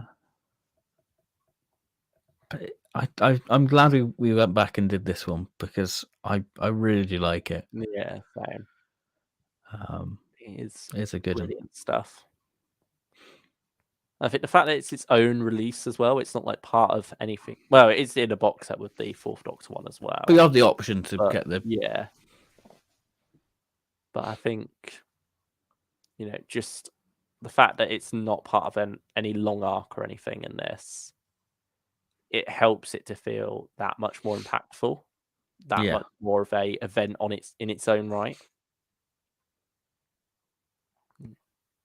And I think, like I said earlier, it really is a blockbuster of a story. The way it's told, the tight pacing of the writing, the way it builds up to the overblown climax. It sort of feels typical Russell in that it almost writes itself into a corner, but I feel like because the emotional weight of it carries that through, it makes sense. You don't feel cheated by the finale. You feel fulfilled by it because it does tie up all those emotional loose ends. And then you have a bit of a somber ending, really, don't you? As the Seventh Doctor ponders on the future. I mean, it's quite a depressing ending for this. Oh, there's darkness, but there is light to it. If that makes sense. I don't know. I love the title sequence of both parts, how they mirror each other. Yeah, that's good. That's very... It's like a retelling of the same events, but through different characters' point of view. And so then you get more details on what really happened when Winnie gives her telling. I mean, it gives you context for the cliffhanger for part one, really, doesn't it? Yeah, I mean, Stylus saying in the chat here, I will say it has an odd cliffhanger. It seems a bit random. I get what they were going for trying to back to the opening scene, but it doesn't seem dramatic enough. Yeah, I get it. Is sort of like this overblown scream from Bev, isn't it? Yeah, I don't like that. Over dramatic, a bit soap opera-y, really. Yeah. Yeah. I think, I do get what they were going for, but it doesn't quite hit as hard, that cliffhanger, as maybe it could have. You got more of the EastEnders theme, didn't it? But no. I mean, what do you think of the Damaged Goods theme? Dun, dun, dun. Yeah, it makes more... It sounds better than... the Damaged Goods theme. I think that's another one that James doesn't like, isn't it? Yeah, James doesn't like the theme for this. Maybe that's the reason he doesn't like it. I don't know. What do you make of that theme? I think it suits the New Adventures, really, doesn't it? I don't think it suits McCoy. I feel like with McCoy, like it does in this context. I don't know. For McCoy, I feel like you want something slow and mysterious, not grand, orchestral, which is Damaged. I like the theme, but I just don't. I think it definitely suits McCoy. Russell. Yeah, it's Russell, but not McCoy. Yeah, maybe that's it. Yeah, because I feel like McCoy... It does feel a lot like what the Time War theme became as well, isn't that? Yeah, definitely when you get the trumpets in it, you're like, yeah. Is it Howard Carter again who did it? Perhaps. I don't know who else would have done it. Yeah, Howard Carter there.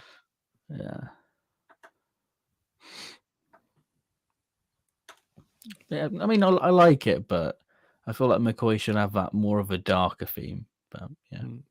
It suits it more than the standard McCoy theme, at least.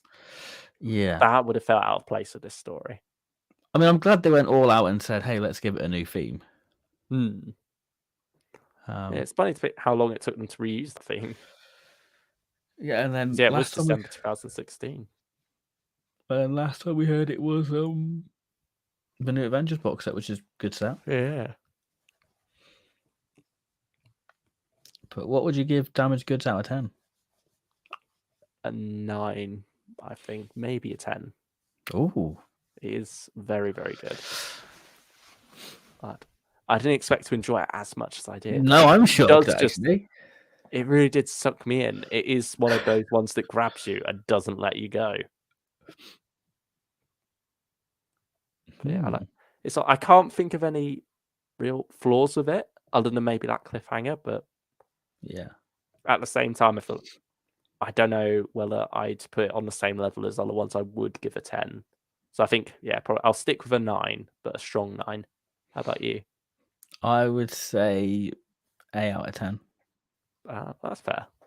I think it's good. It's solid. It does what it says on the tin, and I think it's enjoyable. But there's just some bits what don't click with me, but I enjoy it. Really, I do enjoy it. It's good. Yeah. It's probably my favorite example of a darker take on McCoy, because I think it gets the balance right with it for me. I feel like I've got a new appreciation for McCoy's performance. I feel like this is a good McCoy story. Yeah, but I think in terms of like the darkness, I think there's been more like there's a scene in Afterlife when he's talking about like he's a space-time conundrum. Like there's some good stuff like that in Afterlife. I think Gods and Monsters is a real good McCoy one because he's the proper chess player within it because he's playing Fenric again. So I think it's up there with those type of McCoy stories. I feel. Yeah. But I think what also helps it is that you don't have the typical Ace reaction to all the manipulating within it. Yeah, they sort of Chris and Ross sort of kind of take the mick out of it, going, "Oh, you haven't done that yet. You'll have to go back and sort that out." They're used to that in a way. Yeah, this is the Doctor they know. Yeah. And they are more like his operatives, aren't they? Really. I guess because they're like, is it adjudicators? So yes, that makes sense. Does it really? Like police officers of the future, isn't it? So. Yeah, it feels there's less angst with them. Yeah, is the way to put it. I think maybe that's what helps this dark McCoy click with me a bit more. Is that you don't have the angst that comes along with that when it's with Ace.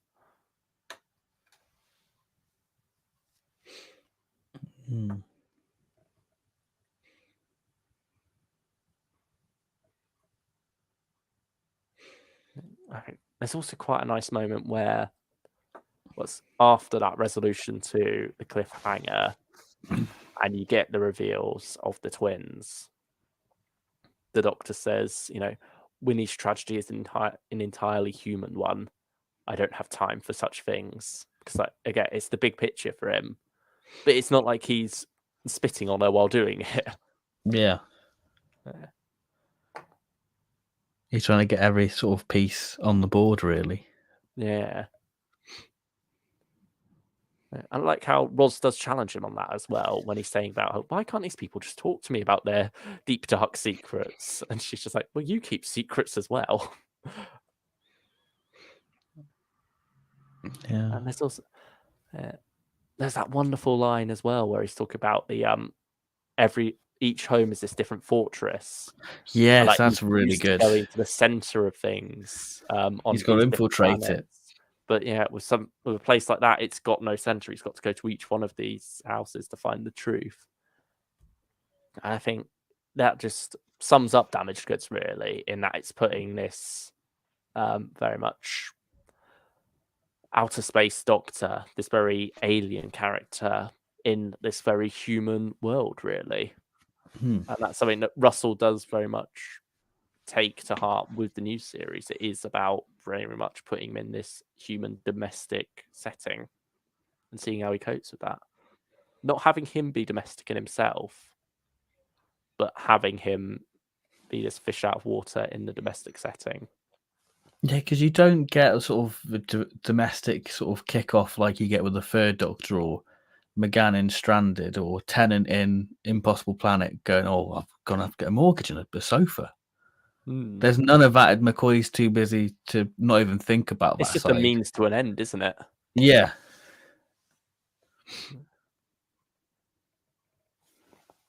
Sturridge one says McCoy plays Later Days 7 so well.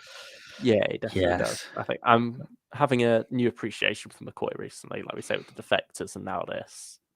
I think because we haven't heard much of him, it's great to go, oh, yeah, I know what I'm missing. Yeah. You know, when he's given great stuff, that's when his Doctor really can shine. But yeah, I think because we haven't had too many good McCoy stories in recent years, we've sort of soured on him a bit. We've sort of associated his Doctor as, especially when it was the main range and you had the trilogies. When it came time for a 7th Doctor trilogy, it's like, oh, we've got to endure this for a little while before we get to the good stuff when Davison's back. Yeah, it's like, 3 months of McCoy, here we go. Let's get it over and done with. 5 months in one case, wasn't it? Yeah, blimey. Yeah, what year was that? Was it 2019? Yeah. 8. Yeah, 9. Or was it 8? No, 18, I think, because it was when the logo first changed. Oh, yeah. Yeah, because it was Red Planets, Dispossessed, Quantum Possibility Engine, Warlock's Cross, and then in the same month that was New Adventures, and then finally Muse of Fire. That was a really good box set. Yeah.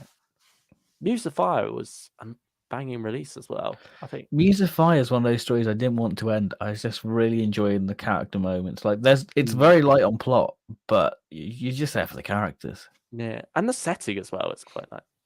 It's a well-realised world. That's a banger. Yeah, so I think we have been a bit harsh on McCoy. So it's nice to have been able to step back for a while and now look forward to him again and feel refreshed. I think as well, we've covered a lot of 2015 releases, and it's just made me go, you know what, 2015 is probably my second favourite year of being a Big Finish fan. Yeah. I think it's when we really started to buy a lot of it as well, isn't it? Yeah. I think especially it was a time when we were all becoming friends, so we bonded over those releases. So it's interesting going back and going, I remember talking about that for the first time, and here we are now. Yeah, many years later, still talking about them, you know. Yeah, like this release is now 7 years old, isn't it? Because it was April 2015. Yeah. Oh, that's a scary thought. Did you go back at all and rewatch Big Finish fans from back then to see our thoughts on it? Or no. I don't even know which one we covered it on. No. I just tried to think what my voice sounded like. Oh, probably a bit more high pitched. I don't know. Yeah, there you go. Oh dear. We've grown up now. Hopefully we've matured. We've not got that sort of teenage edge to us, I guess. Yeah, I think we've softened as people, haven't we? Yeah. Hopefully that comes across, and we're not just ranting and raving for the sake of it. Yeah. There's a point to our criticism.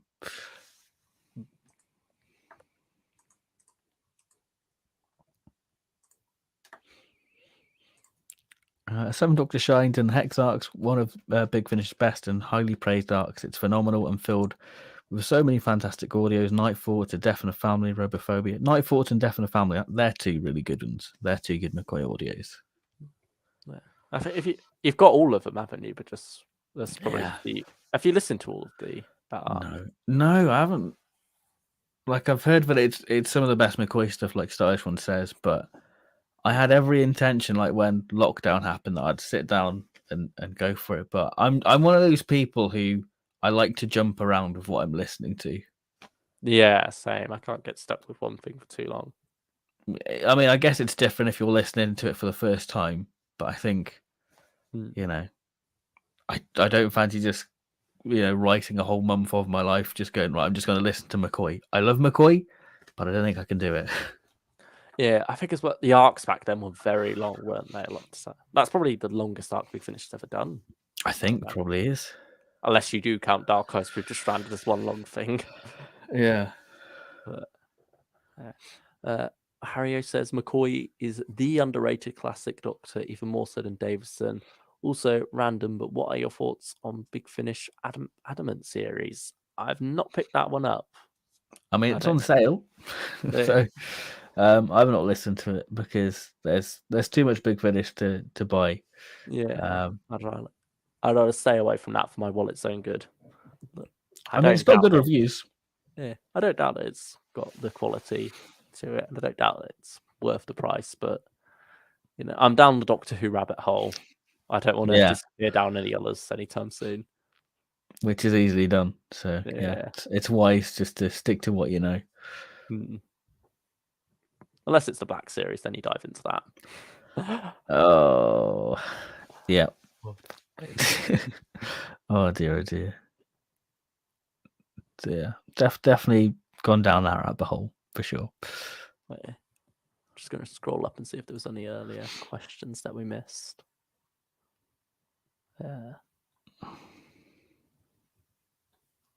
Stylish one says, great thumbnail, by the way. Thank you. Yeah, we went for something a bit different this time. Yeah, it's all your idea. It's all your idea.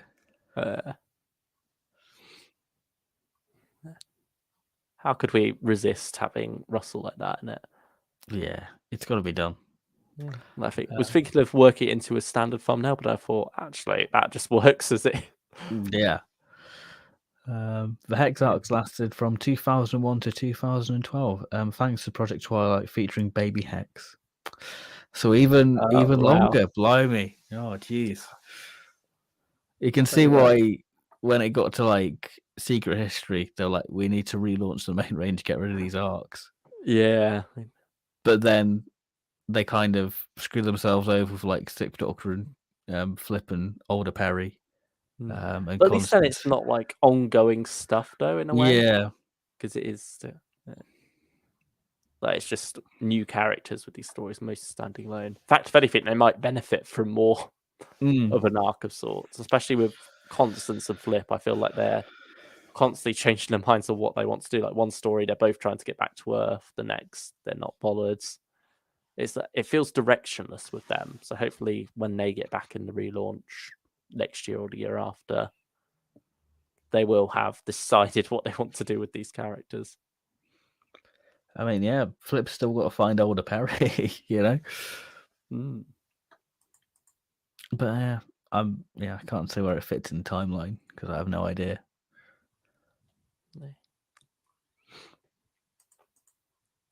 Do Big Finish even know at this point? I don't know, to be honest. I really don't know. I mean, Sophie Aldred doesn't know where the Mel stuff comes in the storyline. Dear, oh dear.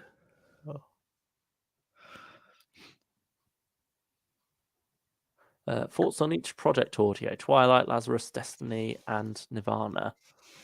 And will you be getting the project book? What's the project book? I think it's the one with, is it Project Valhalla with Nimrod? Project Twilight, I've not revisited in such a long time, but it's one of my favorite Big Finish audios of all time. Is that meant to be one of like the really dark ones? Yeah, it's edgy Big Finish, but without it being like proper like I'm being edgy for the sake of it. Collins, very much like how he is in like Masters of Earth, he's like, if I die, kill me. Just do it. If I die, great. Kill me.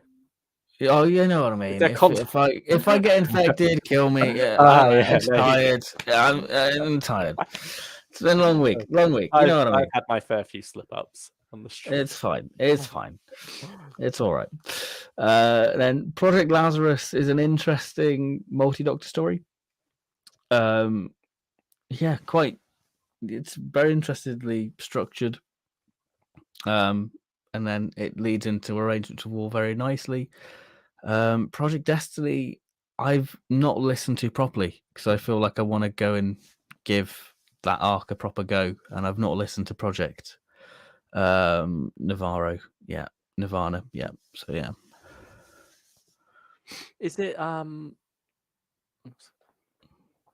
Forge stuff that's throughout that, or is that in something different? Yeah, that's all the Forge. That is all the Forge. Yeah. That was sort of like Big Finish's Torchwood before Torchwood was a thing, isn't it? Pretty much. I think that's the best way of describing it. Yeah.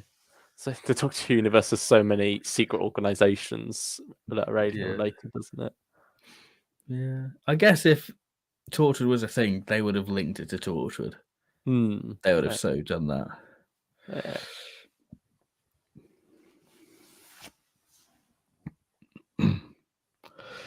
Each Doctor and each medium of incarnation has its own rabbit hole. That is very true. Yeah. Right, the 8th Doctor theme tune, main theme, TV movie, early monthly range. Storm. Is the Storm Warning to Minuet Hell one different then? Honestly, I couldn't say. I just thought it was with David Arnold theme, to be honest. Yeah, that's maybe they changed it slightly. I guess it's probably. I'm just going to say it's for David Arnold theme. 8 and Lucy series 2 to 4. That was sort of like that weird first Doctor remix, wasn't it? Yeah. I didn't rate that highly. Mary Shelley and Time War. I think David Arnold's got to be right at the top, hasn't it? Yeah. TV movie, I love. Below. Yeah. Yeah, I'd agree with that. Yeah. It works for a movie. It wouldn't work for a series. You can see why McGann got his own theme on Big Finish. Yeah. Yeah, for a movie, I wouldn't put it there. The early monthly range, well, we'll lump that in with the main 8th Doctor theme because we can't tell the difference, I'm afraid. I'm sure there's like a minute one. Like, yeah, you mentioned to me the other day there's like a small difference between the Snowmen theme and Bell's series. Yeah. But maybe the Storm Warning to Minuet and Hell is slightly longer and slower paced. Your friend James pointed out. Okay, well, that's James. James is the McGann stan. Yeah. We're not worthy. Yeah. I really rate the Mary Shelley theme, to be honest. Yeah, that's a banger. I mean, I feel like it's more of what Capaldi should have had. Yeah, it doesn't really suit McGann. I like it, and I think maybe because of the Mary Shelley stuff was some of the first stuff I listened to. So that's probably the most contained 8th Doctor stuff there is, isn't it? Yeah, I think so. And that's also the earliest in his timeline that Big Finish have done, I think. McGann's got so many eras of Big Finish. It's crazy because we finished one era and now we've stranded. So yeah, it's because you've got the Mary Shelley stuff, Charlie, Lucy, then the box sets, and whatever the future is now, really. And Time War. Yeah, Time War theme, don't really rate that highly.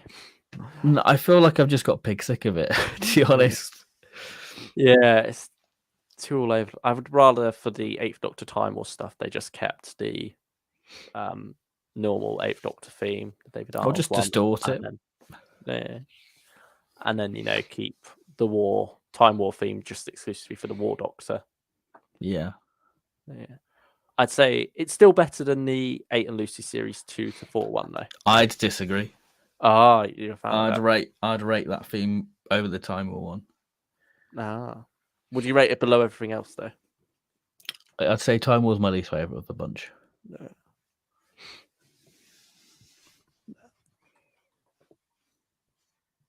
Stage One says, I love the Time War theme.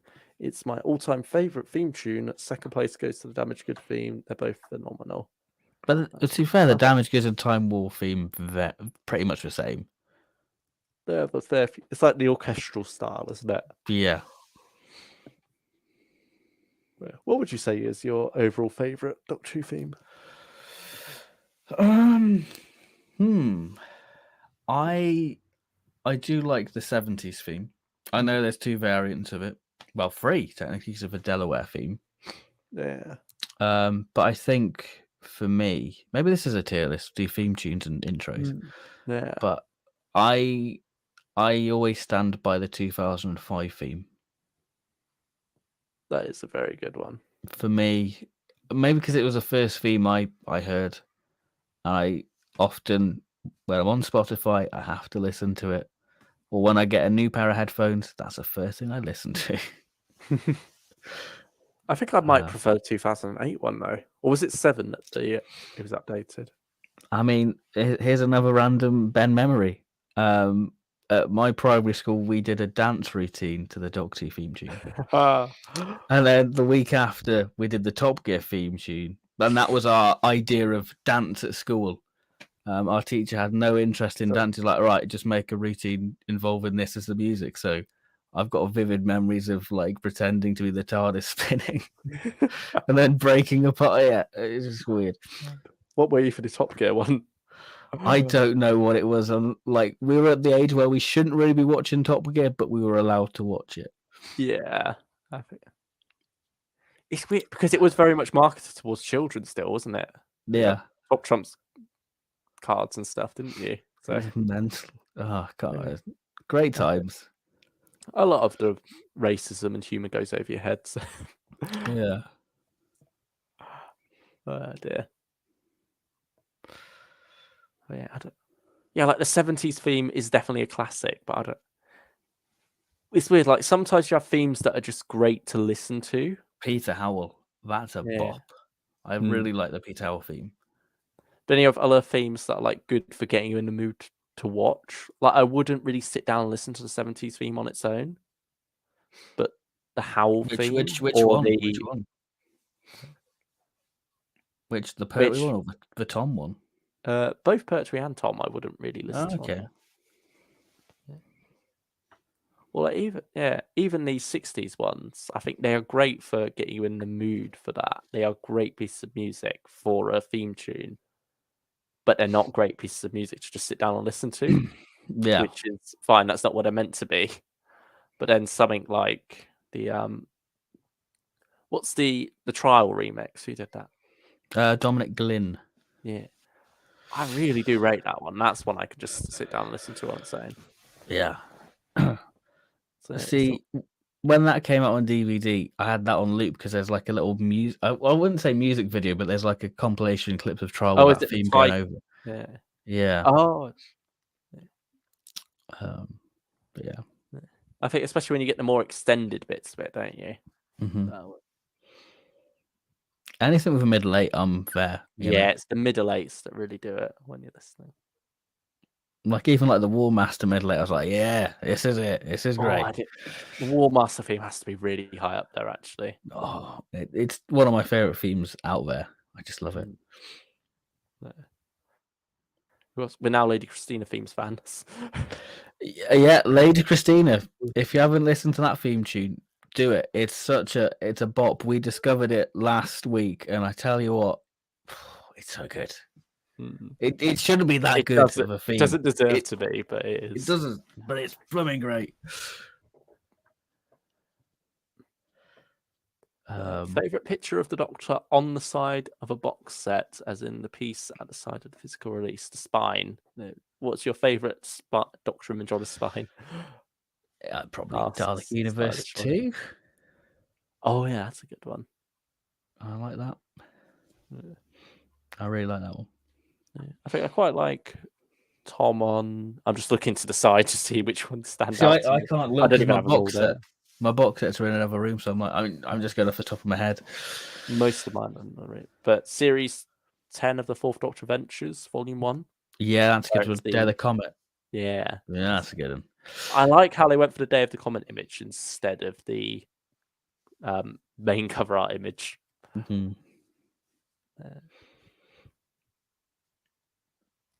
So this one says Missy is his favorite spin-off theme tune. I'm sensing because it's got Rufus Hound in it technically. So, yeah.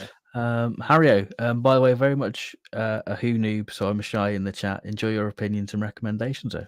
Don't worry, we appreciate it. Glad that you enjoy our opinions, and thanks for joining us.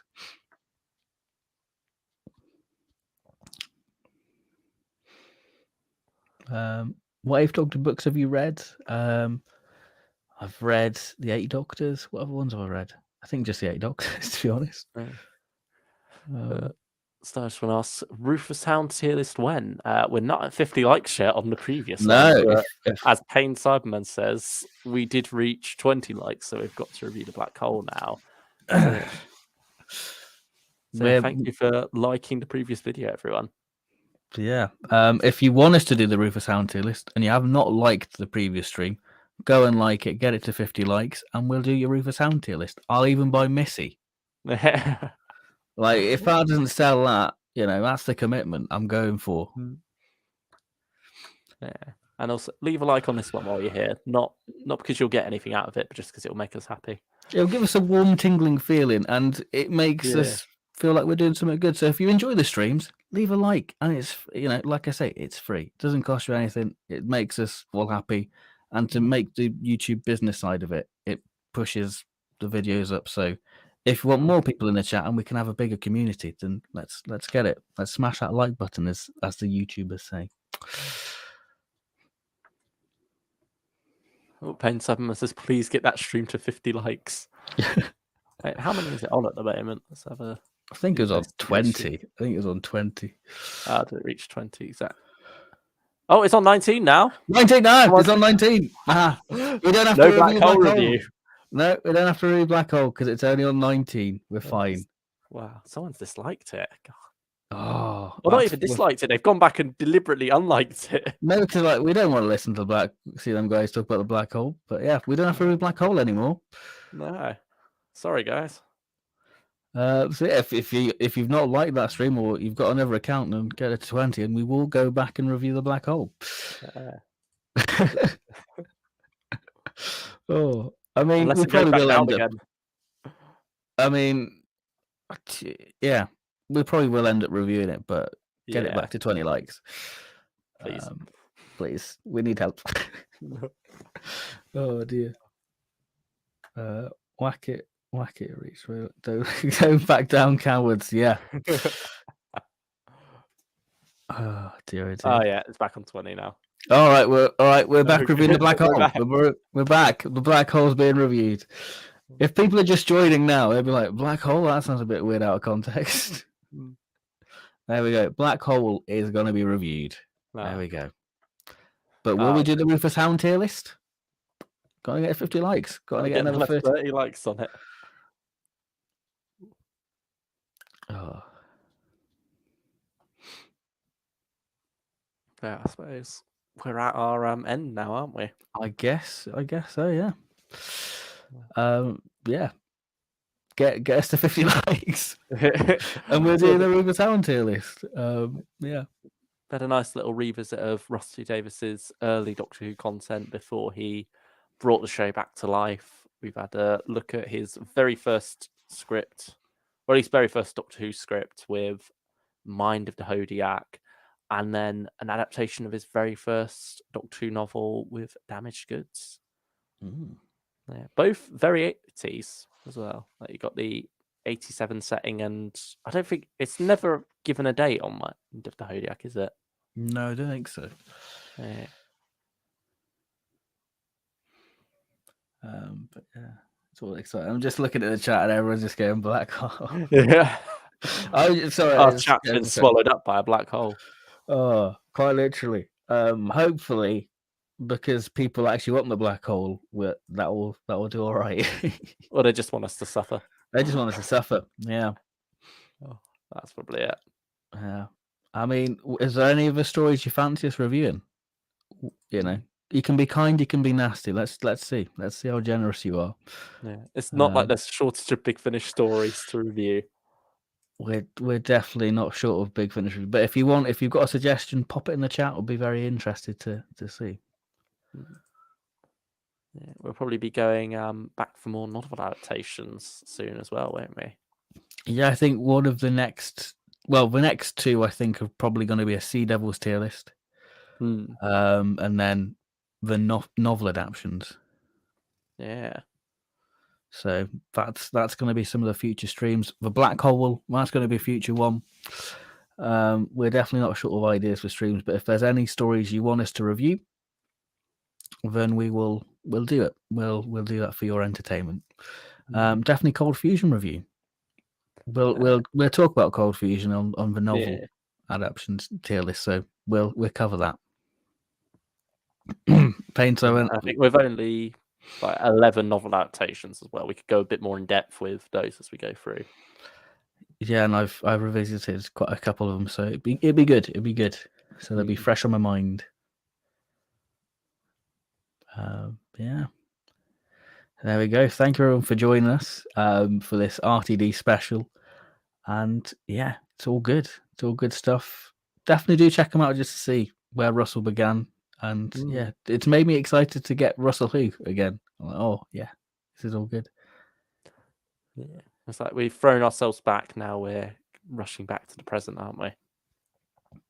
It's such an exciting time because like with Russell, you don't know what you're gonna get now. Because he's been quite prominent, like on Radio Times articles about what he would do with the show, and now he's back in the showrunner helm. Yeah, it's going to be a very different Doctor Who, isn't it? And I think Russell's writing has developed quite a lot since 2005. Yeah, and when you think how good it was then as well, how much better can it be now? Yeah, I mean, it's a sin, a wonderfully bit of drama. Yeah. Yeah, I think hopefully it'll just bring Doctor Who back into the spotlight like it deserves. It'll be the second great and bountiful Russell T Davies empire. The second coming. Oh. Yeah.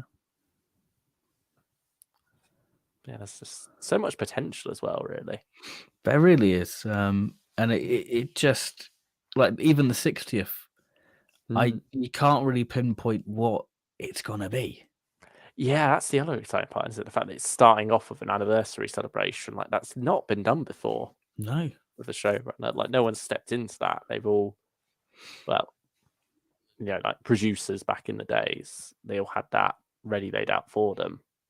Whereas here, this is going to be his first episode, and it's already being written or has been written probably by now. Or in production at this very point, yeah. It's mental. The new Doctor might have already been cast at this point. I mean, he's done some teasing on Instagram, Russell. Yeah, I think you never know how much of that is him dropping red herrings or not. Yeah, because I think somebody like commented on one of his posts saying, like this comment if you've cast the new Doctor, and Russell liked it. So like, yeah, I like that Russell's actively on social media. Yeah, he's much more playful with the fan base, isn't he? Yeah, he's much more in touch. So that'll be exciting. And if he is going to give us more details, like after the centenary, isn't he? He's been saying that. That's when he properly takes over. So yeah. He's saying that he doesn't want to step on Chibnall's toes for now. You know, keep the highlight on the 13th Doctor for the final 2 episodes, and then he can really start talking about what he's going to be doing with the show. It's going to be fascinating to get those interviews, get it all start coming in, because he is going to be hopefully much more open. Not in the spoiler sense, but just in the sense that he can tell us more than it's a plaster of Liverpool. Yeah, and we never even saw him do any plastering. No. I think he's got much more a stronger grasp on character as well. So yeah. Got any Turlo Sale recommendations? The Blazing Hour, Blazing Hour, defo recommend. Yeah, I see what you did there with it being pretty fire pain Cyberman. Yeah, I appreciate that. That's great. The E-Space stuff's good. Yeah. Which is Mistfall, Equilibrium, and Entry Plague. They're really good. What other Turlo stories are there? What are good? I can't find the sale now. Oh, here it is. Yeah. Let's have a little gander, shall we? I found it. Cobwebs is a good one.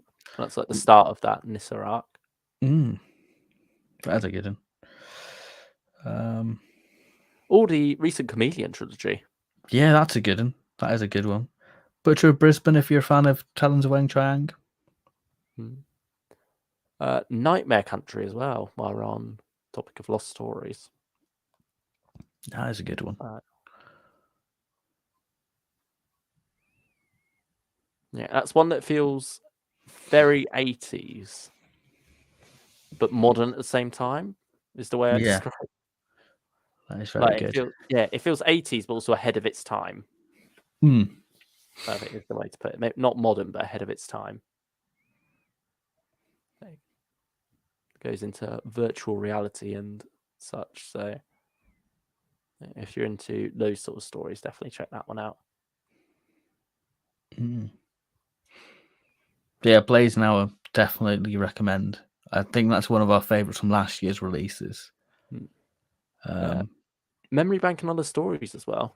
That's where that's a good began with Big Finish. So that's maybe that'd be worth us revisiting, because that's like 4 different stories to talk about, but they're only half-hour each, so it doesn't take us too much time. Yeah, and we're not doing something from 2015 then. Yeah. We're doing it from what? Is that 2016? Okay, moving on.